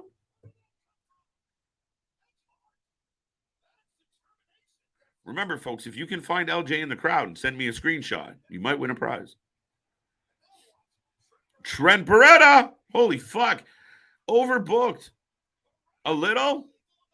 You got anyone else in the locker room we can send out? Is the fucking Winnipeg Jets mascot in the building? Like, who else can get involved? Oh, Orange. Oh. Orange went to do the Superman punch. Couldn't do it. What the fuck? There you go. Oh, he did it that time. Yeah, I want to know what the evidence is, what the pictures of Tony's doing. Like, now, granted, I thought Jeff Jarrett was going to steal this. I got that wrong. And that didn't make me feel good either. So that tells you what kind of match this might have been. It wasn't a terrible match. It was just grossly overbooked. If the two guys just wrestled, it would have been better. Jeff Jarrett is a veteran. OC's up and coming, and he's not a bad wrestler. OC's proven it on multiple occasions that he can wrestle. Just let him wrestle without 8 run-ins. If you did none of the shit that you did, had a straight-up match, and at the very end, Jay Lethal comes out and hits him with the Golden Globe. Perfect. But you had so much other nonsense and chaos and so overbooked. Again, great idea. Decent match. But you overbooked it. You watered it down. You made it like every other match, which is running around the building. And I don't know, like they say Tony Khan grew up a wrestling fan. There was a times where like, yeah, there was chaos during the Attitude Era. Yeah, during Ruthless Aggression, there was some crazy shit. But there was also times where they were in the ring wrestling without chaos, without run-ins, without bullshit. Now, there was a time where WCW couldn't get off their own shit. But that's where Nick would start painting the air because he knows the comparison. All of that for the baby face to win. There's zero logic to it. Yeah, because you just now, they're like Jarrett, Jay, all of them have to leave OC alone. He just beat them all at their own game. It's like Belair with Alt Control Delete, damage control. Like, she beat them all in a ladder match. Now they have to leave her the fuck alone. You just dummied the heels. They're out. So I don't know. Maybe it's better if Jarrett wins and at least there's a chase back the other way. I don't know, but they need to be done with each other at this point. And part of me still surprised it hasn't turned into a Jarrett win. I'm shocked. Well, we said Tony Khan was a wrestling fan. We just didn't know he was, instead of a Jim Cornette fan like he pretends to be or anything like that, he's actually a Vince Russo fan. He's a Vince Russo mark. Because that's 100% what this book is. It's stenches of Vince Russo, Dixie Carter, TNA. Right? Hey, do you want to be in this match? Hey, do you want to run in? How about you? You run in too. Hey, bro, you run in. Bro, you run in. I mean, I know I got enough gimmicks, but you put a gimmick on a gimmick on a gimmick on a gimmick. Goddamn. What's up, Jake? How you doing? How you doing, folks? It's a good chance to remind everybody, go check us out on social media, Instagram, Twitter, but also go check out our boy Jake hanging out in the Discord. The link is down below. The merch store is down below. We got the super chats. We got the super stickers. We're here all the damn time, folks. Hours upon hours upon hours. We're pushing 350,000 views in just over a year and a couple weeks. So life is good here on the channel. LJ might be popping back in with more correspondence from the show. Again, not many streams are doing that. But trust me, I was so pumped for that and everything. I was so applause for that. But I was like, what other? I even told my wife, I was like, what other channel out there is right now is giving you people that are at the show tune in? Just I want to talk wrestling with y'all. Right, Damien. That was the second match. I don't know. Yep, Jeff Jarrett needs to stop wrestling and stick to the back. Yeah, I mean, and listen, there is some value to Jarrett as far as being a veteran. And putting them in something once in a while, like that's because they have none. But when you're complaining all the time, Nick, we've said this how many times? Dozens. Oh, we have no TV time for all our stars. They're going to get more TV time on Saturday. Why? So you can fill it up with other people we don't want to see. So when we need the blow off of the dark feud. You don't know that? We instead of getting that on Rampage, now we'll get that on Saturdays. Oh my God! And listen. Don't expect us to be here every Saturday if it's a bullshit show. As we get an Acclaim music video. That wasn't the third match. Okay, I'll be back. All right. Tribal Chief. MCC, Jade, now OC. BCC, Jade, now OC. Yes, so third match. There you go. How... Go. Jarrett was hired as a backstage role and then now just is constantly there as an actual on-screen in-ring talent. And it's every week. Every week. You didn't use your TV time to build up Wardlow and Hobbs at all.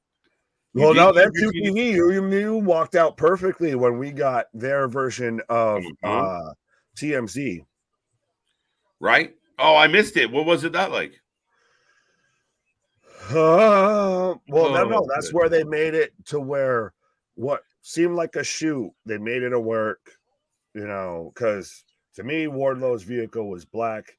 They made it look like a white vehicle. I might have to recreate that. I did see that. I did see that. Cease and desist to the Outcast here. If they're just trying to, hey, let's take Vince Russo, let's take anything cool from the Attitude Era and mash it all together. Let's take the Outsiders, the NWO, and DX with the green and black, and we'll put them together. I'm pretty sure they copied us with the green and black, just saying. Touche. Wait, no, Canada, Tabernacle. But Victor, thank you very much. Everything. Chat. Rampage Friday at 11:30 p.m. Eastern. Oh, Lordy. So we might have a mid-show Q&A between SmackDown and Rampage. Okay, so right now the Outcasts, who were the freelancers for a minute, because and then they had a powwow and said this is really they switched faster than the no holds barred match between Christian and Jungle Boy Chains to a final burial. You always know the wrestlers that are reading Twitter and shit because they're the ones that change their shit quick. Like Jericho every week comes out with an answer with the next trending Jericho issue. We've got story time with Ruby Soso. All right, so before they really, I'm sure they're talking. I don't really care. So yeah, Friday, 11:30 p.m. We will be here for Rampage. That is the Patty's Day Slam. Oh, we might be tying one on by then. We're going to be a little bit Irish on that particular evening. We also have SmackDown at 8 o'clock. GCW, Eye for an Eye, 8 p.m. from the Opera House in Toronto, I believe. Or is that Worst Behavior on Sunday? Anyway, GCW is in Toronto as well for this weekend. I actually think it's Sunday.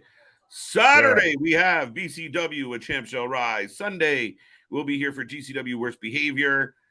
Next Friday, Impact. I'm not going to go through all this, Nick. Impact Sacrifice.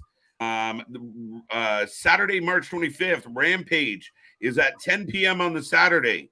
We're going to find something else to watch with it, or we're not coming. UFC. Right? This Saturday is another number card, by the way. Thursday, March 30th, Impact versus New Japan, 11 p.m. That is the multiverse of matches, the Impact Forbidden Door. So we'll have Ring of Honor, Impact, then Impact New Japan. Yes, we're crazy, folks. We cover a lot of wrestling. March 31st is Supercard of Honor. Then April 1st, Stand and Deliver. We're going to have some special original content and Mania Night 1. We're here for about 12 hours. Strap in and strap on. And then Sunday, April 2nd, WrestleMania Night 2. So that's the gist of our schedule. Can you dig it? Sucker. Strap in, strap on, or strap Wow. on and strap in, whatever makes you happy, and let's fucking go. Nobody does it like we do. But Wrestling on a different level. Why? right, but speaking of people that don't handle a microphone very well, we got the Outcast struggling in this ring. Well, they're Tony Storm out here with "We Are the Outcasts," and is the spray paint worse than her taking a cream pie from Charlotte? Pause. But we've got C Money here with. Well, speaking of recently, breaking because news. On Tuesday we had he's already calling them the Outsiders. Hey yo, but what you got for breaking news, sir? Taya Valkyrie is all elite. Oh, so see, like I said, you only do that if she signed a contract. Yeah, that's why you didn't get. I still don't like it because I think you could have worked around it if you were a good booker. Holy Canadian tuxedos, Batman. Oh, shit. But yeah, I really think they could have worked their way around it. But Taya Valkyrie is all elite, and she, like we heard, her time in the Impact was done. This is a huge signing for Tony if he uses her well. Instead of having these three ladies who are, shitting the sheets right now, he really has to consider using someone like Taya in a prominent role. She might beat Jade. I think she coulda, shoulda, woulda a bit, but we've got Hayter and Baker right now out in the ring just getting decimated, and like I said, paying tribute to Brett and all the good Canadians and all of the Canadian tuxedos and all of the denim. As now, we've got the Joshi coalition here. We've got Rio. I knew Rio. Oh, wait, what? Willow and Sky Blue. Wait, why? My thoughts exactly. What happened to Reba? Maybe future endeavored. She got caught from Hayter and Britt. I know that. Simone is saying hard to buy Soraya's MJF cosplay. Fair enough. Someone yelled, "Hey, that's my sister." What? March Madness is on True TV, CBS, TNT, TBS. You got to tune into YouTube, to find us, to watch us live, but you can hear us on Spotify, you can check out all the posts, you can interact with all of us on Discord, Twitter, Instagram, what? Dude, I'm super sorry. I'm slightly distracted, so I'm glad you're doing your little spiel. That's fair enough, because I was about to shout out here even another Canadian great here that we've got. Carlos Delgado. Love how 3 women. I haven't seen Carlos in the chat in a long time. Fans loved doing their fans turn their backs on us. BS. What? Tony is thick. Yeah, she's thicker than the Snickers. How you doing? Keep it moving. Right. You think Sheeta teams with Britt and Hayter? I don't know what the fuck to make of this anymore. If it's just. And I don't want to say this just because everyone's going to, it's because it's women wrestling. No, it's just not good. Like, it's not good. I don't give a shit if it's men's, it's women's. It's not good. That's the issue. Is it's shite. Like, that's the problem. If it was good, we would have no issue. I said it a couple weeks ago. We talked about how you could put your show together and the booking and the writing behind the show. I mean, you did that segment with the librarian. It looked awful. It looked like bad community theater at best, and it was a pre-record, so you had an opportunity to say cut, do it again, or maybe Tony wasn't there when they recorded it, but he says everything goes through him. So anybody that sat and watched it and said, yeah, put that in segment 9 was fucking dumb, because it was awful. And you make the wrestlers look bad when you put that shit out. Make them do it better. If that's the best they got, then it's not because it's women's wrestling. I want Britt to be in a serious rivalry. I want Jamie Hayter to do well. I want them to fight. They had that turn lined up and they pissed it away and they missed the boat on it, which Simone Carlos was an awesome first baseman. Fair enough. He was outstanding. Could crack a ball. Rio looks like a tiny cake topper. Why? And then Jamie Hayter wearing those jeans. Girl, is there any more room? Good questions here. Right. Solo, Sheeta's injury this Saturday is Battleground Championship Wrestling. It looks like very, very good. Why? Is Sheeta injured again? At what point are we going to start to think people are injuring her on purpose? Well, like Eshawn even says, though, here of the inmates run the asylum, of where we've seen Andrade El Idolo, Eddie Kingston quit AEW to go. The man willingly took a demotion to go to Ring of Honor just because I don't get used here, so I might as well go to a show where I'm going to get used. And you know what? I don't think Eddie views Ring of Honor as its emotion. That's part of it, right? Like if I get to go there and have good matches, right? So I mean, that's part of it. But I mean, fuck. I don't know how you couldn't find. It's the same thing with Taya Valkyrie in WWE. How can you take somebody like Eddie Kingston with all that talent and not find something for him to do that's viable, that draws eyes? Instead, we've got Coke and Diet Coke. Right, Coke and Diet Coke on the TV. Good Lord. Again, another group that gets weekly TV time, man. They've grown on me. I would just want them to. When's the last time they had a straight up tag match on Dynamite? 2-on-2. When's the last time you wanted them in a match? Well, that's what I'm saying. Maybe they're decent in the ring. Their promos are solid. Like I love these promos with these two. Coke's got it dialed right in. He's chewing the shit out of that gum. He feels like Randy Savage or Jim the Anvil Neidhart. He's not blinking. I want to look away, but he can't. He won't look away. He can't blink. Accusations, but he's been trying to close his eyes for 3 days. We're getting them versus the Bollywood Boys on Rampage, and we're also getting the in-ring debut of one Taya Valkyrie. Okay. Why would you put her debut on Rampage? Because we don't know what to do. Is that so she gets a match? But just you had an opportunity. She starts racking up wins. But here is fucking dumb. You could have brought her out and had a match with her, and again, you could have had it end in tomfoolery, a DQ or a spill out, no winner, no contester. Right. But instead, you're like, well, we'll just come out and say she's here. And then she's going to fight later on Rampage, which, I mean, fine, you get that match in with the Winnipeg crowd.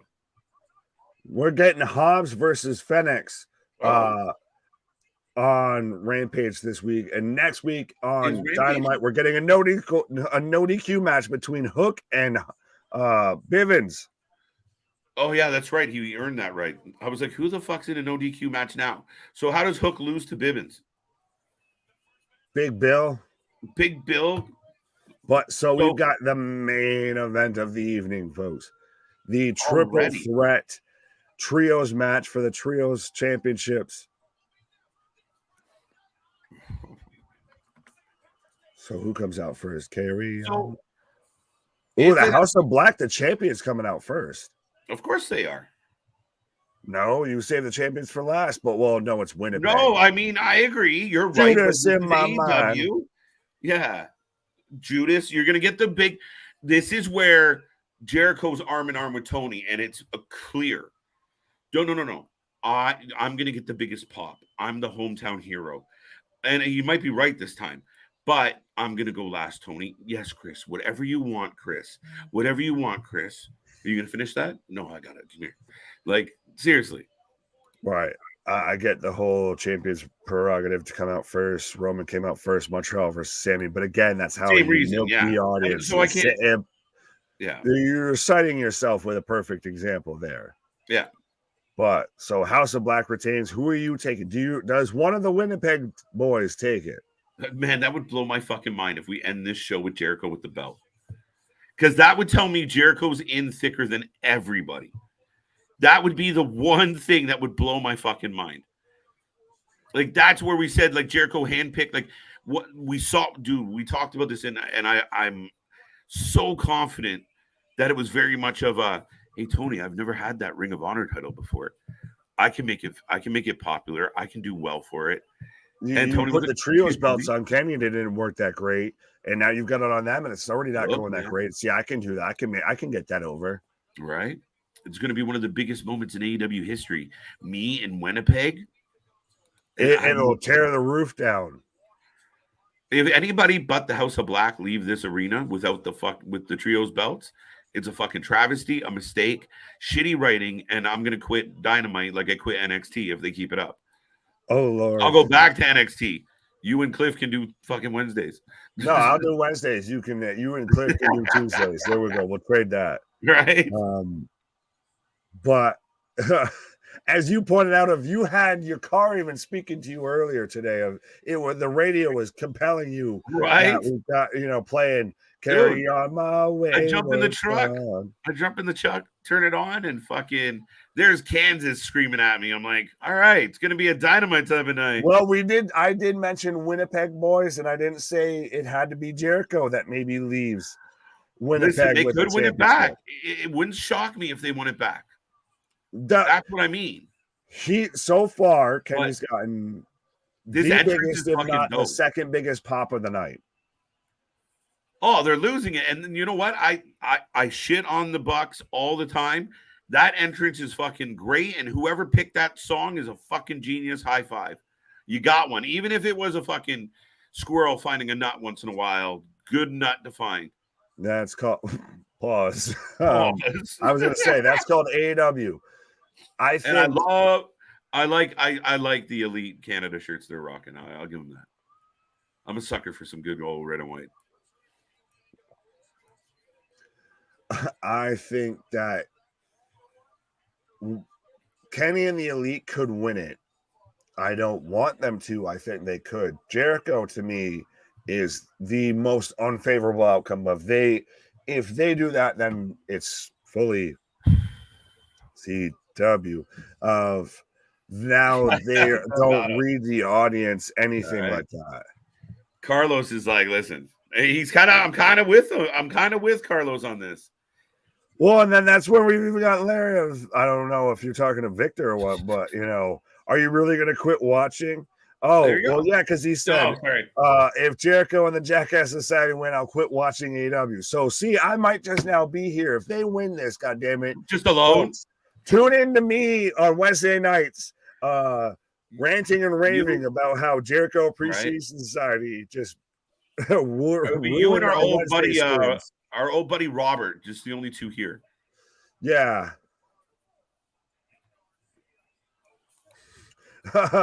I'm quitting too. Look at Chris. Butler wins the world championship. Fair enough. It's a pretty big pop. I don't want to shit on it. It's a pretty big pop. What a moment. See, this is what they're building. What a moment.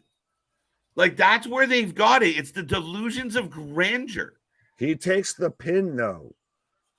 For the sake of doing what's right, fucking way. The pin. Dude, I would bet a lot of things that he does not take the pin. But to me, though, if you're going to give back to the business, if you're going to put... He's not giving back to the business. I know, but God damn it, let me hope.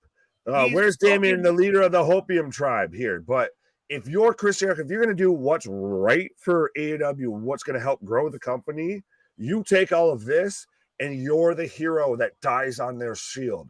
You go out taking the pin to whoever, even if it is to Kenny. You go out taking the pin. No. But the fans what do you have left? What is there left for Chris Jericho? Buddy, he's having the best career of his life if you ask him. He ain't going fucking nowhere. If you ask Meltzer. But then he has this moment and everyone's like, isn't he wonderful? Isn't he great? See, this is why I almost kind of like haters, because they at least let you stay outside of this fucking echo chamber that Chris Jericho lives in. And just everything is great. You're like, no, it's not, Chris. Like, and we're starting up with only two people in the ring. Oh, you're making me want to pull my hair out here. This should be all three men in the ring. What are we doing? But NXT did it better. NXT did it better. Oh. They had all three people start off in the ring, all representative from each team. Granted, you had Tatum Paxley just halfway through the matchup. Fuck it, I'm out. But Brody King's a fucking monster, man. Brody King versus PCO, please. As a guy who sits down people without even moving, but with a look, people sit down. Never mind. The crowd is instantly, this is awesome, because this, I will admit, this is a match you would see on like Revolution or something like that. It's a great match. I'm surprised we're getting it on free TV.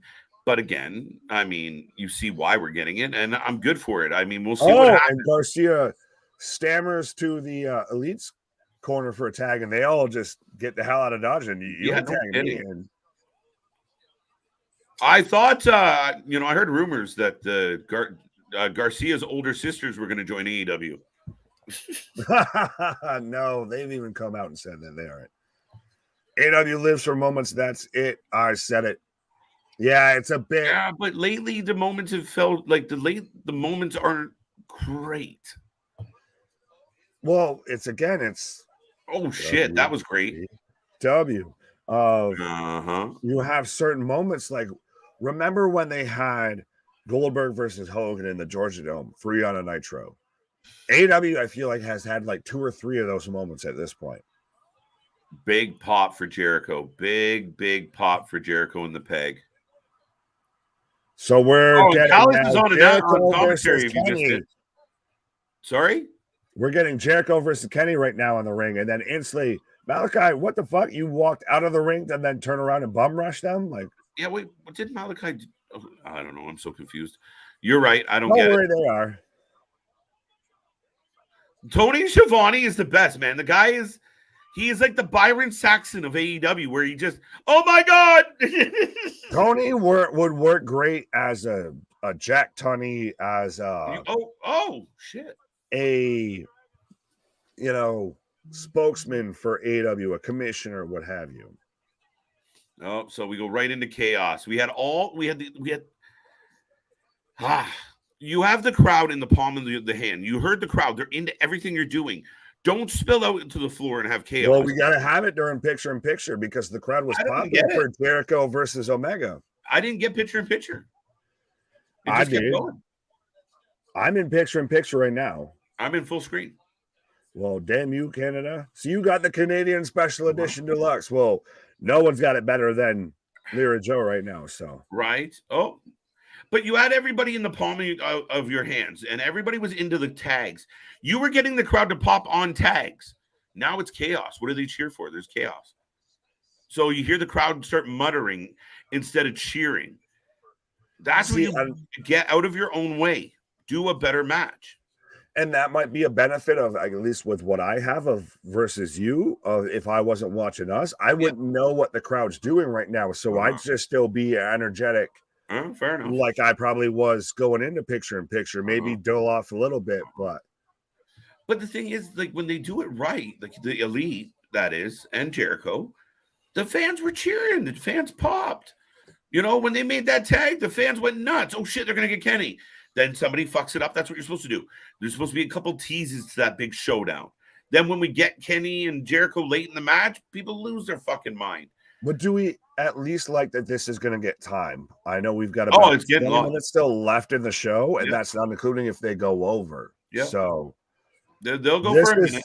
Thankfully going to get some time versus, all right, you've got 5 minutes, go out and give me a trios match. Like, what the fuck? I saw someone today who was like, what if Punk came out tonight at the end of the trios match? And I'm like, Chris Jericho would not allow CM Punk to fuck up his homecoming. No.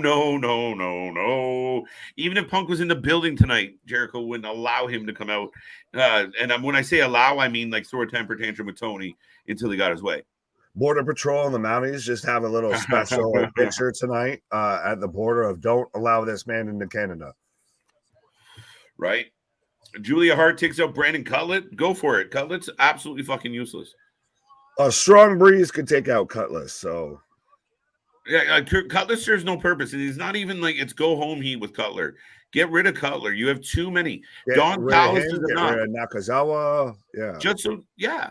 These guys are making 6 figures just because they're friends with the Elite. It's a great gig. I mean, I know we could probably sit there and just try and stroke them off and try and be friends with the Elite as well, and just we'll make 6 figures like they do. Pause. But just have some credibility, have some dignity. Of like they serve no purpose. They serve no purpose, but it is what it is. Like what tag team never you got a trio? It's like half your fucking faction is managers and fucking support staff. Yeah. As Jericho botches in a half that backbreaker. AEW, the Wrath of Khan, Curtis. Yeah. It's just that's their WrestleMania. It's like when someone slightly, and you might have used this analogy, but it's like when someone slightly fucks up a recipe. Like the makings of what you want is there, but it's not quite right. And that's kind of what, like, Tony has all the ingredients for a beautiful fucking cake, but he just fucks up the way he goes about it, and the cake never turns out quite as nice as it could. I think it's one of those of just, I know what I'm doing. No, you don't. I know what I'm doing. No, you don't. No, I swear to God, I know what I'm doing. No, you fucking don't. I get so mad at people like that. Yeah. You're doing it wrong. I know. KJ Nick, Battle of the Super Egos. Oh, and then also Brock versus MJF. I think Brock, the only thing you missed my joke, goddammit. Wait, what was your joke? I said KJ Nick, Battle of the Super Egos. And then I said we also have Brock versus MJF. I got it. That was smooth. Brock MJF, I think the problem with that is Brock, I don't know, verbally would be there. Like, Brock, realistically, if someone started talking to Brock the way MJF talks to people, he'd just grab him by the throat. He'd spit non-kosher moonshine in his face. Right? Just fuck that. Booker of the Year, KJ. Oh, fuck off with that. Cutler versus Peter Avalon, where neither could win, was an epic dark song. Wait, that happened? How many matches did they have? I don't want to, but that's the thing is, regardless of whether that actually happened, you believe that happened. I believe it did. I believe. Justin, you still in pitcher, changed and go back. Okay. Little helpful tip, little hack. Fair enough. Oh, Joel Justin saying this should be Jericho's retirement match. No, Jericho's not retiring. He signed a 10-year deal. He has a deal that takes him till 63. He's gonna be out there just getting wheeled out. He's gonna do the old guy from Shawshank got out before fucking Jericho's gonna get out of AEW. He's gonna just be out there of like, I remember what I could do, the Lion Tamer. But he'll still be doing it, like missing by a mile. He'll be out there. No, he'll do the Freddie Blassie intros like WWE did with AEW. Tony Khan is the new Vince Russo at this point. That's interesting. Yeah, man. But not wrong. Oh, there goes Kenny. I've got Kenny with Murphy like up. Roll Thunder. Moonsault. 1, 2 count. I like when Kenny's serious. I think Kenny should get away from the Elite. Well, he might be doing that because he said he doesn't know what his future holds in professional wrestling, and he keeps hinting at maybe he goes to WWE. I think wrestlers in AEW got to stop making that little hint. It's like it's a great contract negotiating tool, though. Right? It's so like Tony freaking out, all paranoid from. He's instantly all right. I'll give you 10 times what you asked for. Just so right. Go there. Well, that's how it started in the beginning. Joey Janela, 6 figures. Let's go. I'm making that up. I don't know if it's true, but and now we're getting the face-off between Winnipeg Zone, Chris Jericho versus Kenny Omega, and the crowd. There we go. Again. And I like how they keep interrupting this spot as Omega's got a Canadian flag in his pocket. Omega with got something from my book. Shit. I'm still here. Bless you. I'm still here. We've got the Winnipeg. We've got a hockey fight.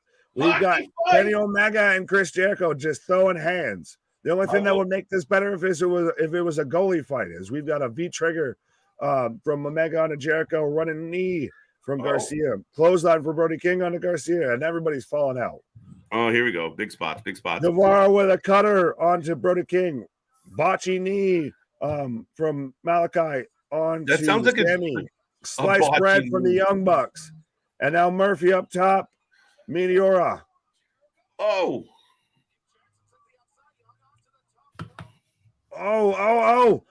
Snap suplex. And still, I know certain people feel a certain way about Kenny Omega, but I challenge anybody that could do a snap suplex or certain moves like that, like Kenny. I'm starting to realize that my problem with Kenny is the Elite, not Kenny. Boston Crab, formerly known as the Lion Tamer, the Walls of Jericho from Chris Jericho, eats a double super kick from the Bucks. Double super kicks all across the board. Jesus Christ. Super kick, pot. Sammy into a top rope, nothing, into a double super kick. Brody rolls into a super kick. I could see, double clothesline onto the Bucks, but I could see the Elite leaving tonight. You know, we weren't ever supposed to lose this. You had your moment. Now give it back. Hi, guys. No, earlier Taya Valkyrie did Jaded. It's not Jaded. It's Taya Valkyrie's finisher for years. It's called Road to Valhalla. Yes, that is true. Exactly the same as Jaded. I don't think I understand. No, it's called the Glam Slam from Beth Phoenix. It is the Glam Slam. Before it was all of those, for sure. Right. I'm going to have a Triple H. I'm going to give I think a lot of people would have Damian, but some people gave it to Tony. I think we did during our Golden KJs earlier, right at the start of 2023, the end of 2022. Everybody down. The aerial view was kind of cool, though. See, I again have picture-in-picture.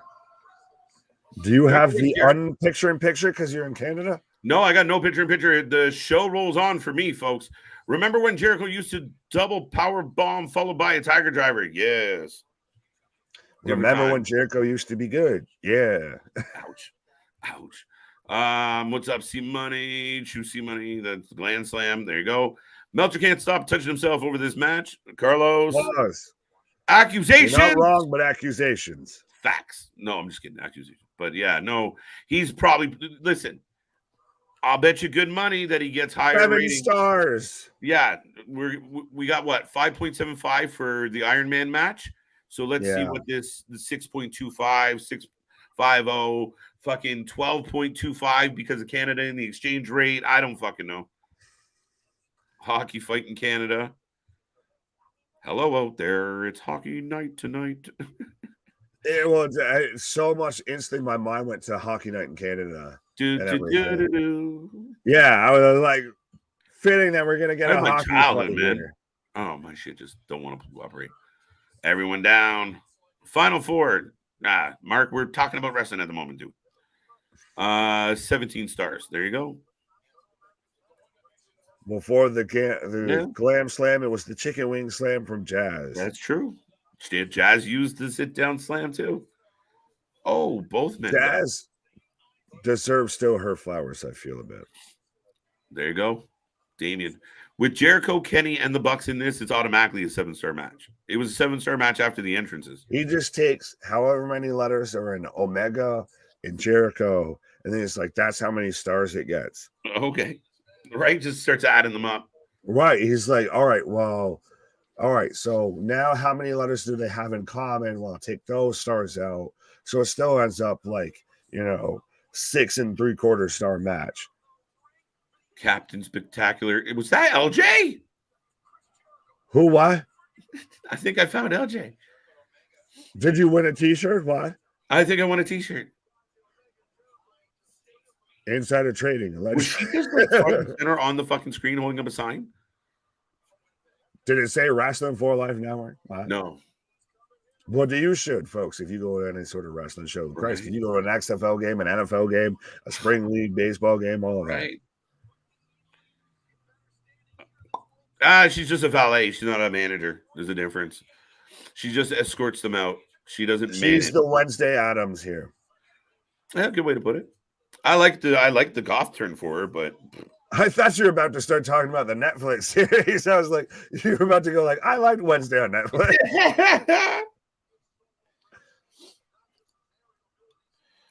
C-Money, YouTube is shooting your comment down for obvious reasons, so you might have to rephrase, buddy. I haven't looked, so do what you got to do. But I've got the Bucks going up to the top ropes right now. Oh. The Bucks have red pants, and the Jericho appreciators have red pants as well. So when you're trying to call a spot monkey, it makes it hard. Well, I mean, yeah, and you're going to get that with this. You're not going to get a whole lot of tagging, but I think for Spanish superplex and a super Spanish fly. Oh shit! For me, dude, the most like at the beginning of the match where the crowd was really into it, when you were if you build the tags and if you do a tag match well, you really take people on a ride. I mean, it could be better. It's not, but it's. You want to know how this would be better? If The it car was on crash. a premium live event, if it was on, like, say, Revolution or something like Called that. it a premium so live. then It's hilarious. you don't have to constantly cut to commercial breaks. You don't got to have 18 Shazam segues and references throughout the match and commentary. Right. You give this as much time as it needs to breathe versus Right.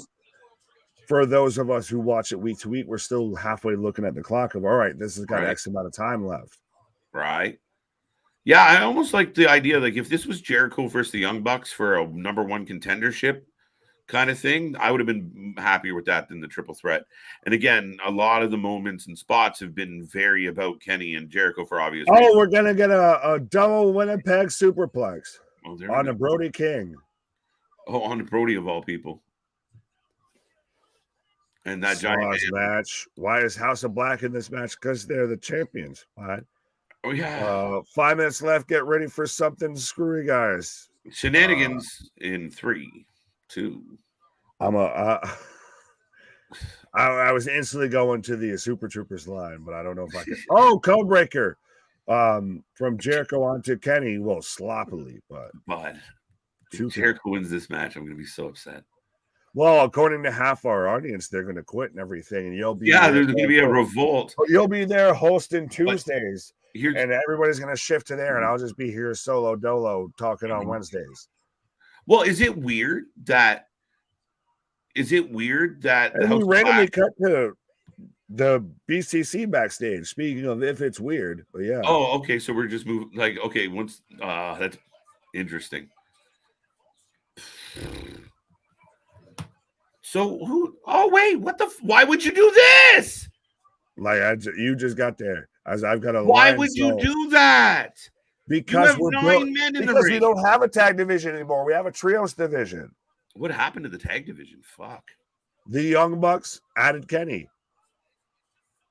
That's what it is. Of the Young Bucks moved out of the tag division and into the trios. Double suplex from Matt Jackson onto Garcia and Guevara. Yeah, there you go. JV, that's exactly what it is, right? Exactly what it is. Super kick. Oh, yeah. Pause.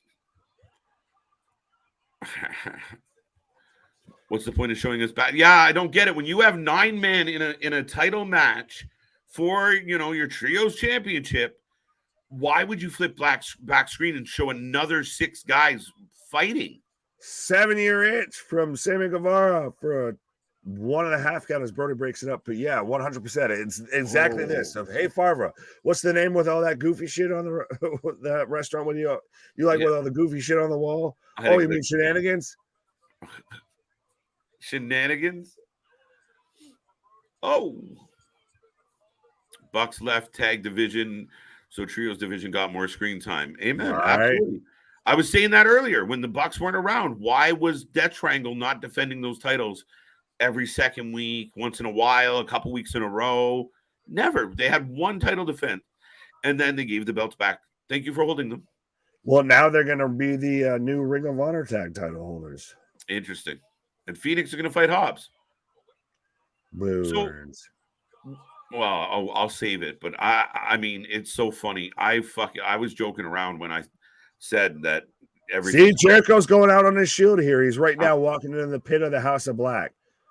Jericho's not taking the pin.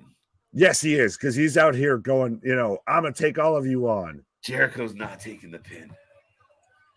He just ate the fucking driver from Brody King like a fucking waffle as Kenny breaks it up. Is there any other famous Winnipeggers that could come out and help? I don't know. Yeah, look, they're just giving Jericho the hero moment. Except he's the heel.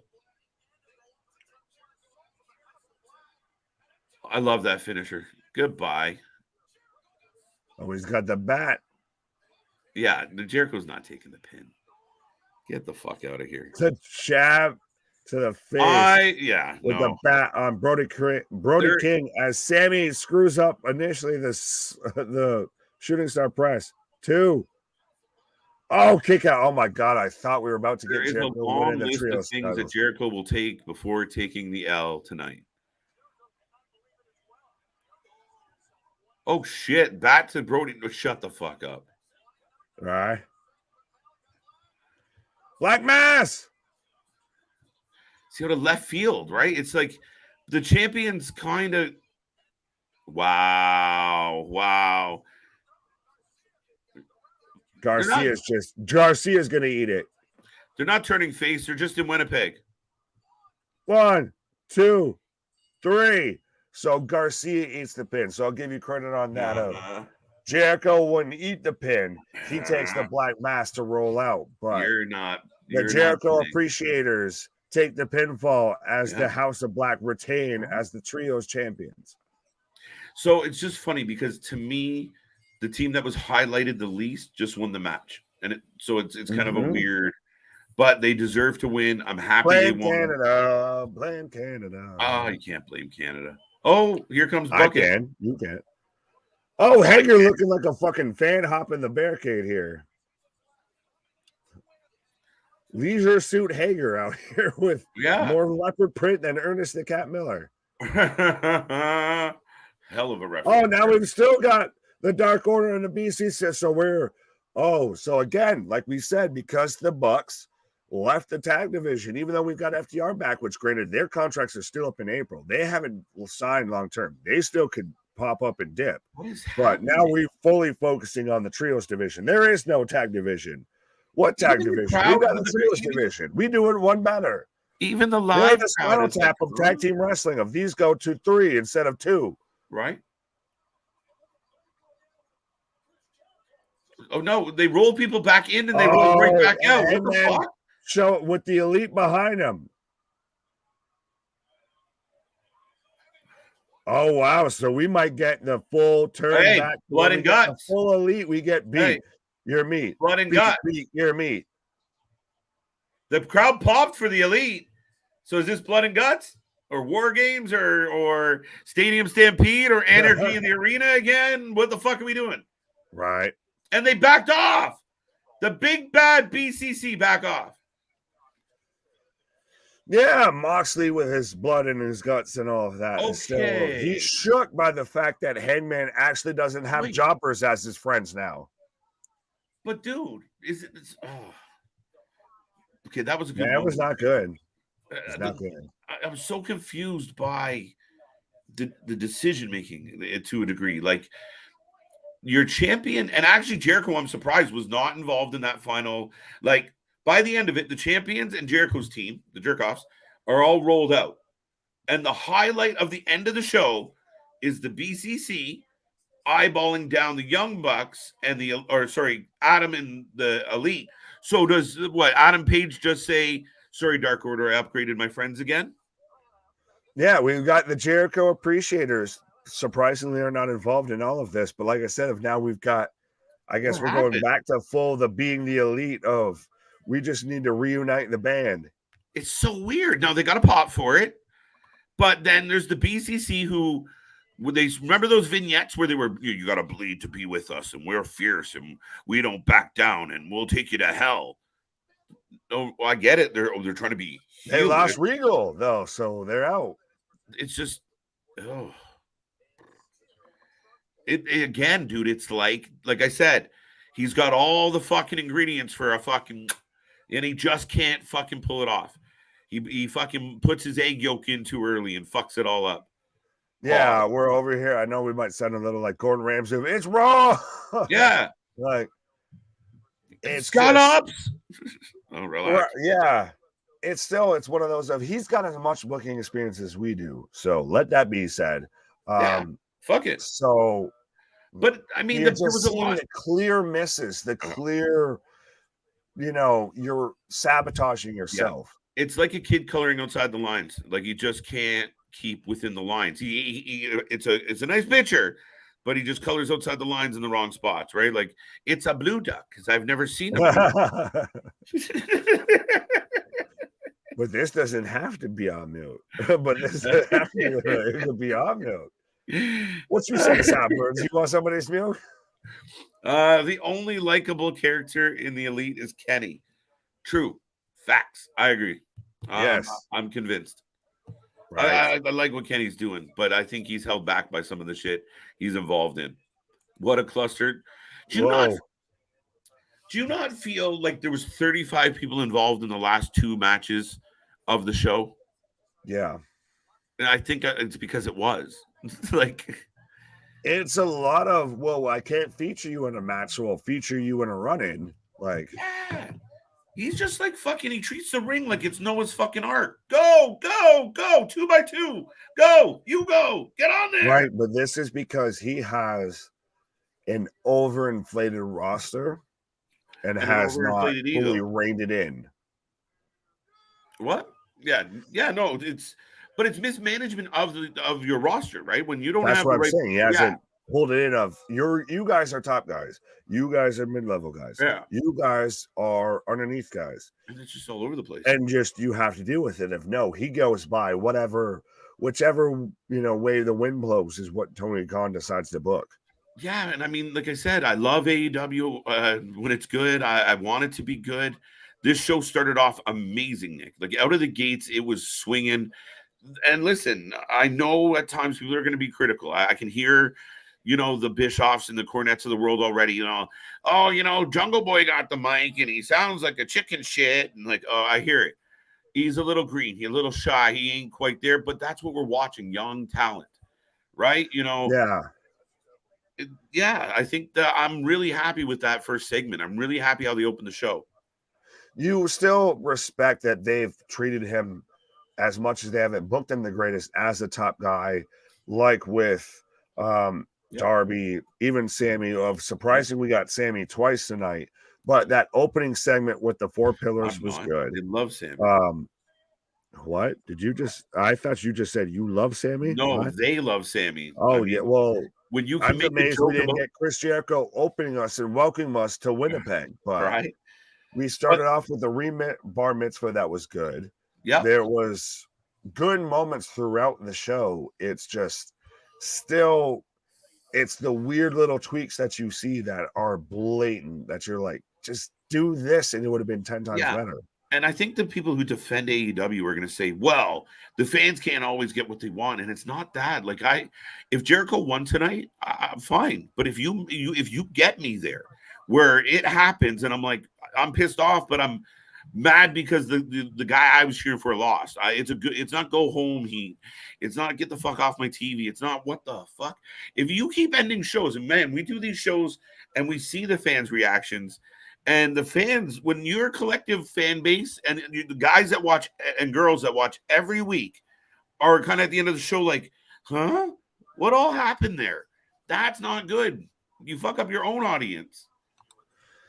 Absolutely. Well, I can even see through some of the ratings that we're getting so far here. But folks, that does it for AEW Dynamite. Let us know your ratings in the chat. Let us know how you're feeling, your thoughts, opinions, how you feel about AEW now that we're out of Revolution, we're in Canada, we're might be building towards the 4 pillars. Listen, the highlight of this, it's an interesting angle. We're on the road to WrestleMania, and as much as obviously it's a pressure on WWE, AEW has to respond. So we're starting to see their response to this.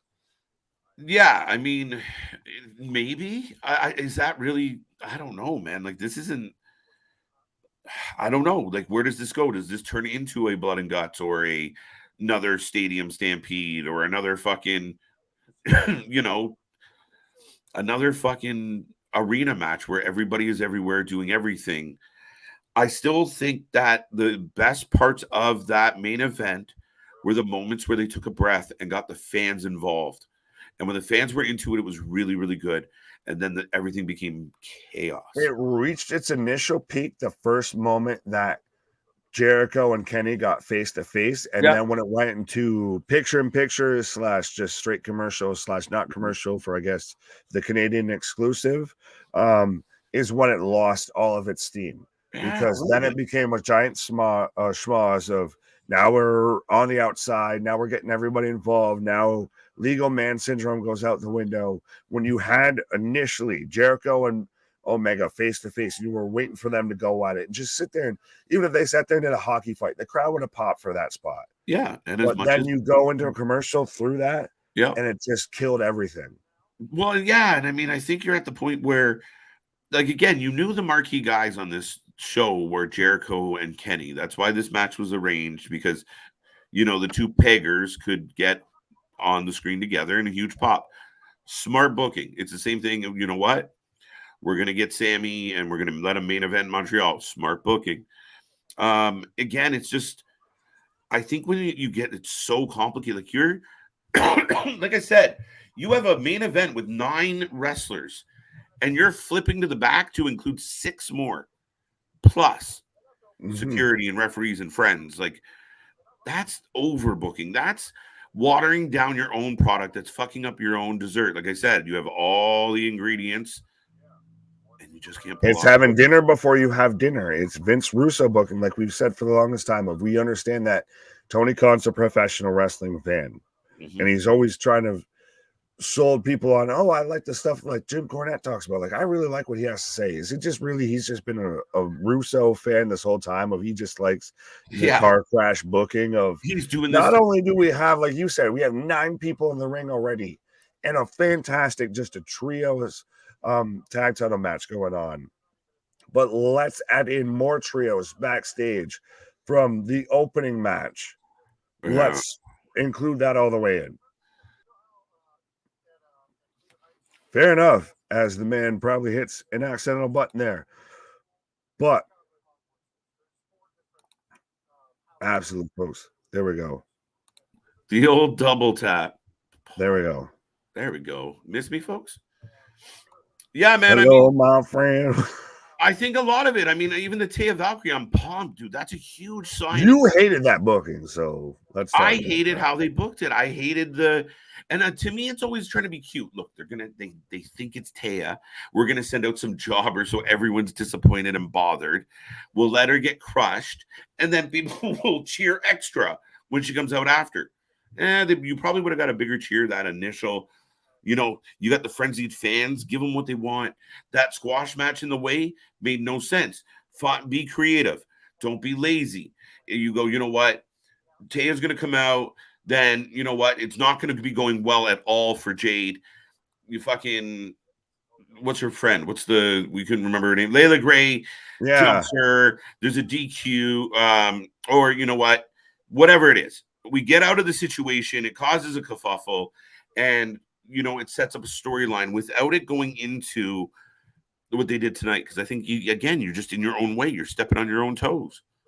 You're putting sprinkles on sprinkles. Yeah, putting a gimmick on a gimmick, a hat on a hat here. Well, I was going to get to that one after a second here. Larry mentioned, so good news, everyone. Ring of Honor is tomorrow. Yes, and so is Impact, and we will be here live. KJ with Luna, Impact. Ring of Honor, absolutely be a friend, tell a friend, like, share, and subscribe. What? Right. No, it's going to be a good night. We go live at 7 p.m. tomorrow, folks, and then we're back on Friday for the doubleheader. This Friday is a triple header, and it's going to be really weird. But we got GCW SmackDown at the same time, and then SmackDown will end. I assume GCW will continue, and then some time in the wee hours of the evening or morning, however you want to look at it, we will get Rampage. You thought we covered a lot of wrestling before, folks. We're heading into WrestleMania seasons where anything and everything is happening in pro wrestling. We're literally still trying to debate between GCW shows, Wrestling Revolver shows, fucking Bloodsport, this and that, and a third of what we're fitting on the schedules and how we're going to fit on the schedule. So absolutely, if you haven't done so already, folks, be a friend, tell a friend, like, share, and subscribe. Hit that bell notification, because if it's pro wrestling, Christ, if it's anything even peripherally pro wrestling, or if you want to just hang out and have a good time, we'll be here live for it. Where was FDR? Good question. Yeah, I mean, this is the best answer. Well, I also like this statement about how when we got the Roman versus Sammy in Montreal versus tonight, where Roman didn't feel like an afterthought in Montreal. House of Black felt like an afterthought of this match. They did kind of did, and that's where I mean, I'm happy they won, but it was like they didn't get a whole lot of shine, or they had a couple moments, and it was poof, they won. Where if you were watching kind of the momentum of the match, you would think, oh shit, one of these other two teams are going to win. So it is what it is. But yeah, they didn't get a whole lot of shine tonight. This match wasn't great for them. Yeah, well, and it wrapped up perfectly on the button at 10 o'clock we thought it might have gone over. It's one of those that could have been a Revolution match. Mm-hmm. It could have been. I like the start and end of Dynamite and Taya Valkyrie debut. Taya got her old rap theme music from Impact. She looked awesome. Crowd guessing don't know who she is. They popped huge. Rally Squirt. I don't know why you think it was. They popped for Taya. They just popped. They didn't pop for the jobber. They didn't pop for the jobber. They were happy. We have LJ live, and she was pretty stoked. She said the crowd was pretty into the fact that Taya Valkyrie showed up tonight. So much for the big return. Well, I was going to say, are we going to get LJ back here? I'm hoping. She said don't go, so I'm curious. That's why we might be halfway a little stalling for time. Yeah, it feels like it. XC True. Okay, Excalibur. You think Taya Valkyrie crap? No, I don't think so. No. Unless you're a hardcore wrestling fan. No, I mean, I think people do kind of know her. I think more people than you would like. I mean, because she did have a slight presence on NXT, which is, slightly, I don't know. It's still one of those that respectfully, no matter which way you want to shake it, and if you want to come at me in the comments, you can do it on my other shit instead of this channel's page or whatever. But she 100%, she looks like a star, no matter what promotion she's in, anything like that, whether she's Frankie Monet, whether she's Taya Valkyrie in Impact, whether she's showing up, unfortunately, after the match on AEW instead of starting the match. But absolutely, she gives off star vibes. If you look at her, she's a superstar, man. She's 100% a superstar. It's much like what we talked about of MJF during that whole 4 pillars thing of, right, you can come at him, but he's still a star. You can come at Taya or you can question Taya, but you look at her and that's a fucking star. That's somebody I want to tune in to watch. Yeah, man. Like, no, she really is. And I was really disappointed with how her run in WWE went. I was thrilled to see her, kind of go back to Impact and have a good run, but she collected belts everywhere she went. And I think, dude, I'm so pumped for this. Tony, TK, my buddy, please do not fuck up Taya Valkyrie. This one's easy. Has he already, though? No, not at all. Fair enough. Well, you hated the booking, so I almost wondered has he already? No, I mean, it's just it could have been better. It's the same thing. Like, fuck, you had all the ingredients. You had Taya, you had Jade, you had a open challenge, and you muddied it. Everything in your show was more complicated than it needed to be, except the opening part where you just, here's the 4 guys, argue a little bit. Beautiful. Everything else was so fucking complicated and so many fucking people involved and so many fucking opinions. And it was just chaos. And that's where what happens when you got your own entire show around one moment and then you don't know what to do with the rest. What do we do with the rest? But yeah, that's it. That's my only complaint. I mean, so what's your official rating for tonight? Since we've had everybody else give their ratings, what's our ratings for tonight? What's your rating? I like the show at about a 6 tonight. To me, there was a lot of gaps for me. Fair. Not a bad show, not a fucking a great show at all, but not a terrible show. I didn't hate it. There was some good parts. I'm conflicted because I gave NXT a 7 last night, and that's a bit of rating on a curve of what they've been. But at the same time, with Dynamite, it was really good. I feel with the 4 But it was really good. And then it was really, really not so good when it should have been really good. It wasn't not so good, yeah. Yeah, so I'll stay with at least what I gave NXT. I know, again, it's a bit of grading on the curves, what have you, but I'll stay at a 7. 7. Not bad, but not great. Well, I mean, anyone else out there who watched NXT and Dynamite What is your take? What was better between the two? Nikki Garcia said again. We got company. Oh, Nick's all clicky. Hello. Hello. Welcome back.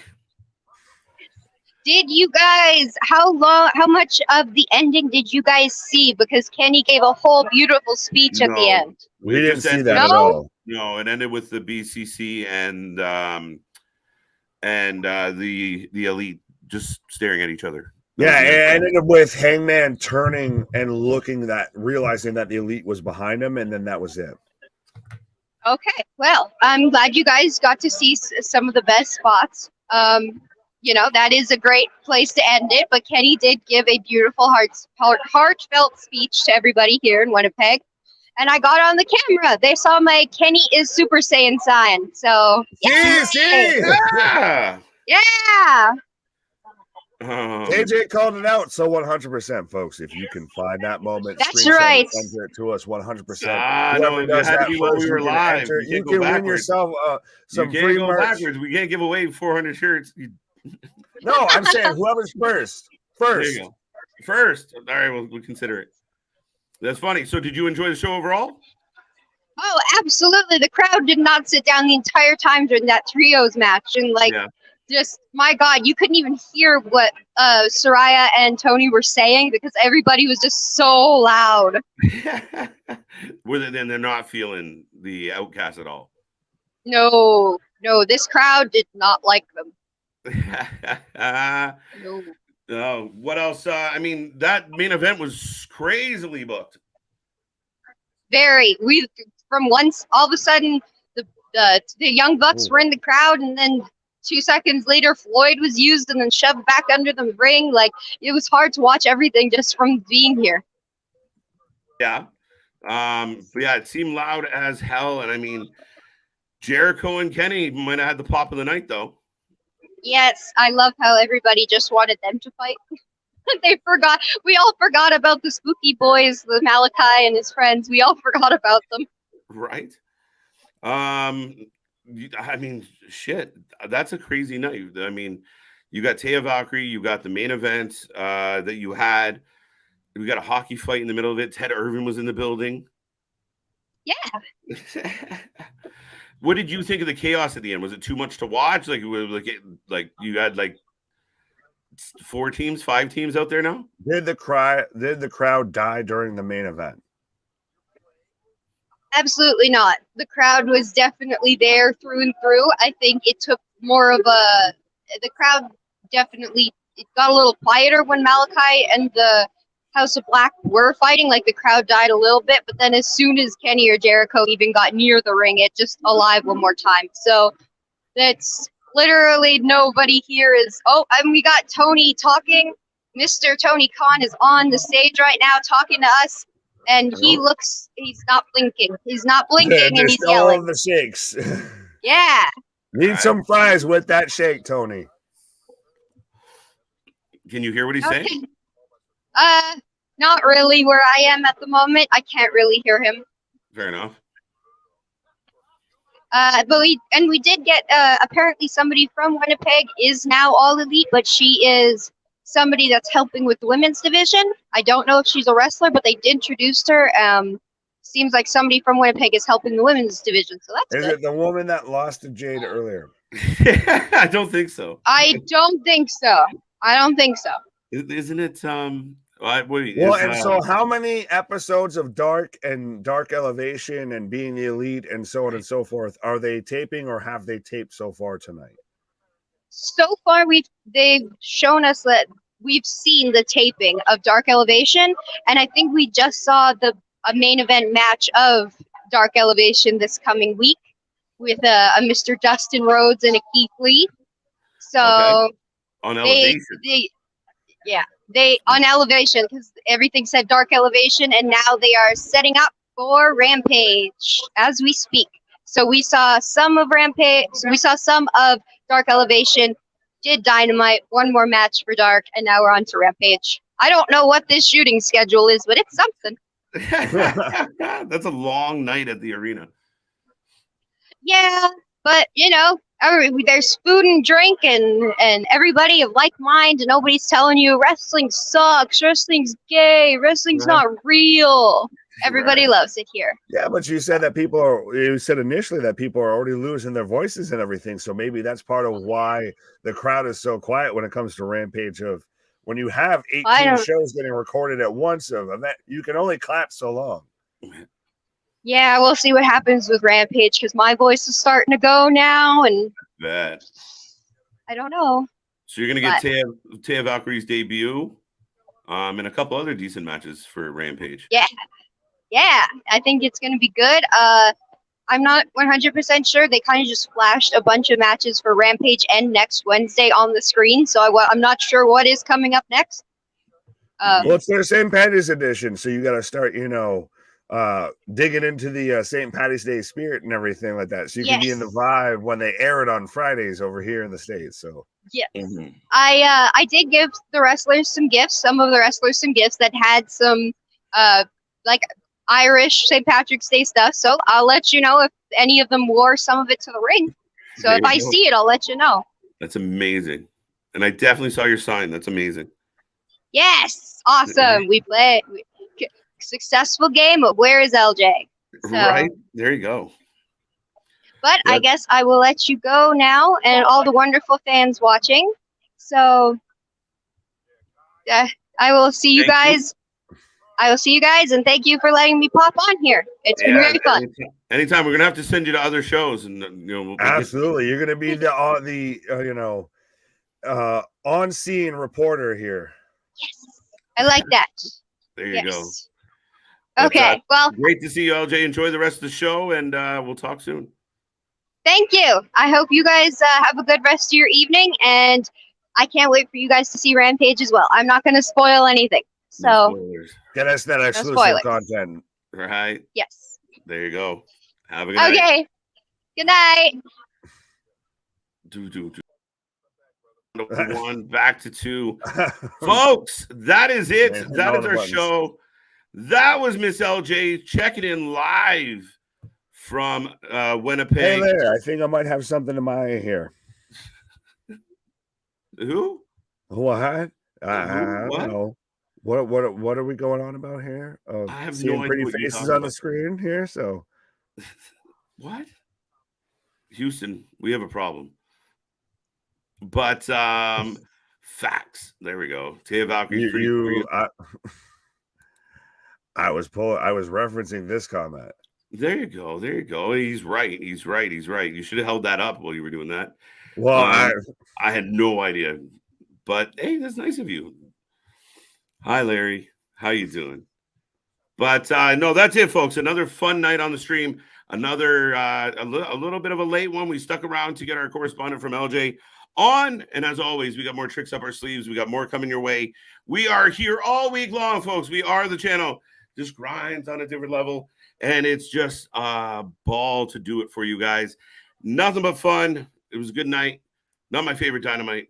Not the worst. Nick, how are you feeling about it all? Our shit is real. Our shit is raw. Our shit is all authentic. When you're talking about that wrestling, you better put that forward life with it. Wow. That's it, folks. We will see you on the flip side tomorrow. 2 shows. And as soon as I find the button, I'll say goodnight. Bye for now. See you on the flip side. Woo.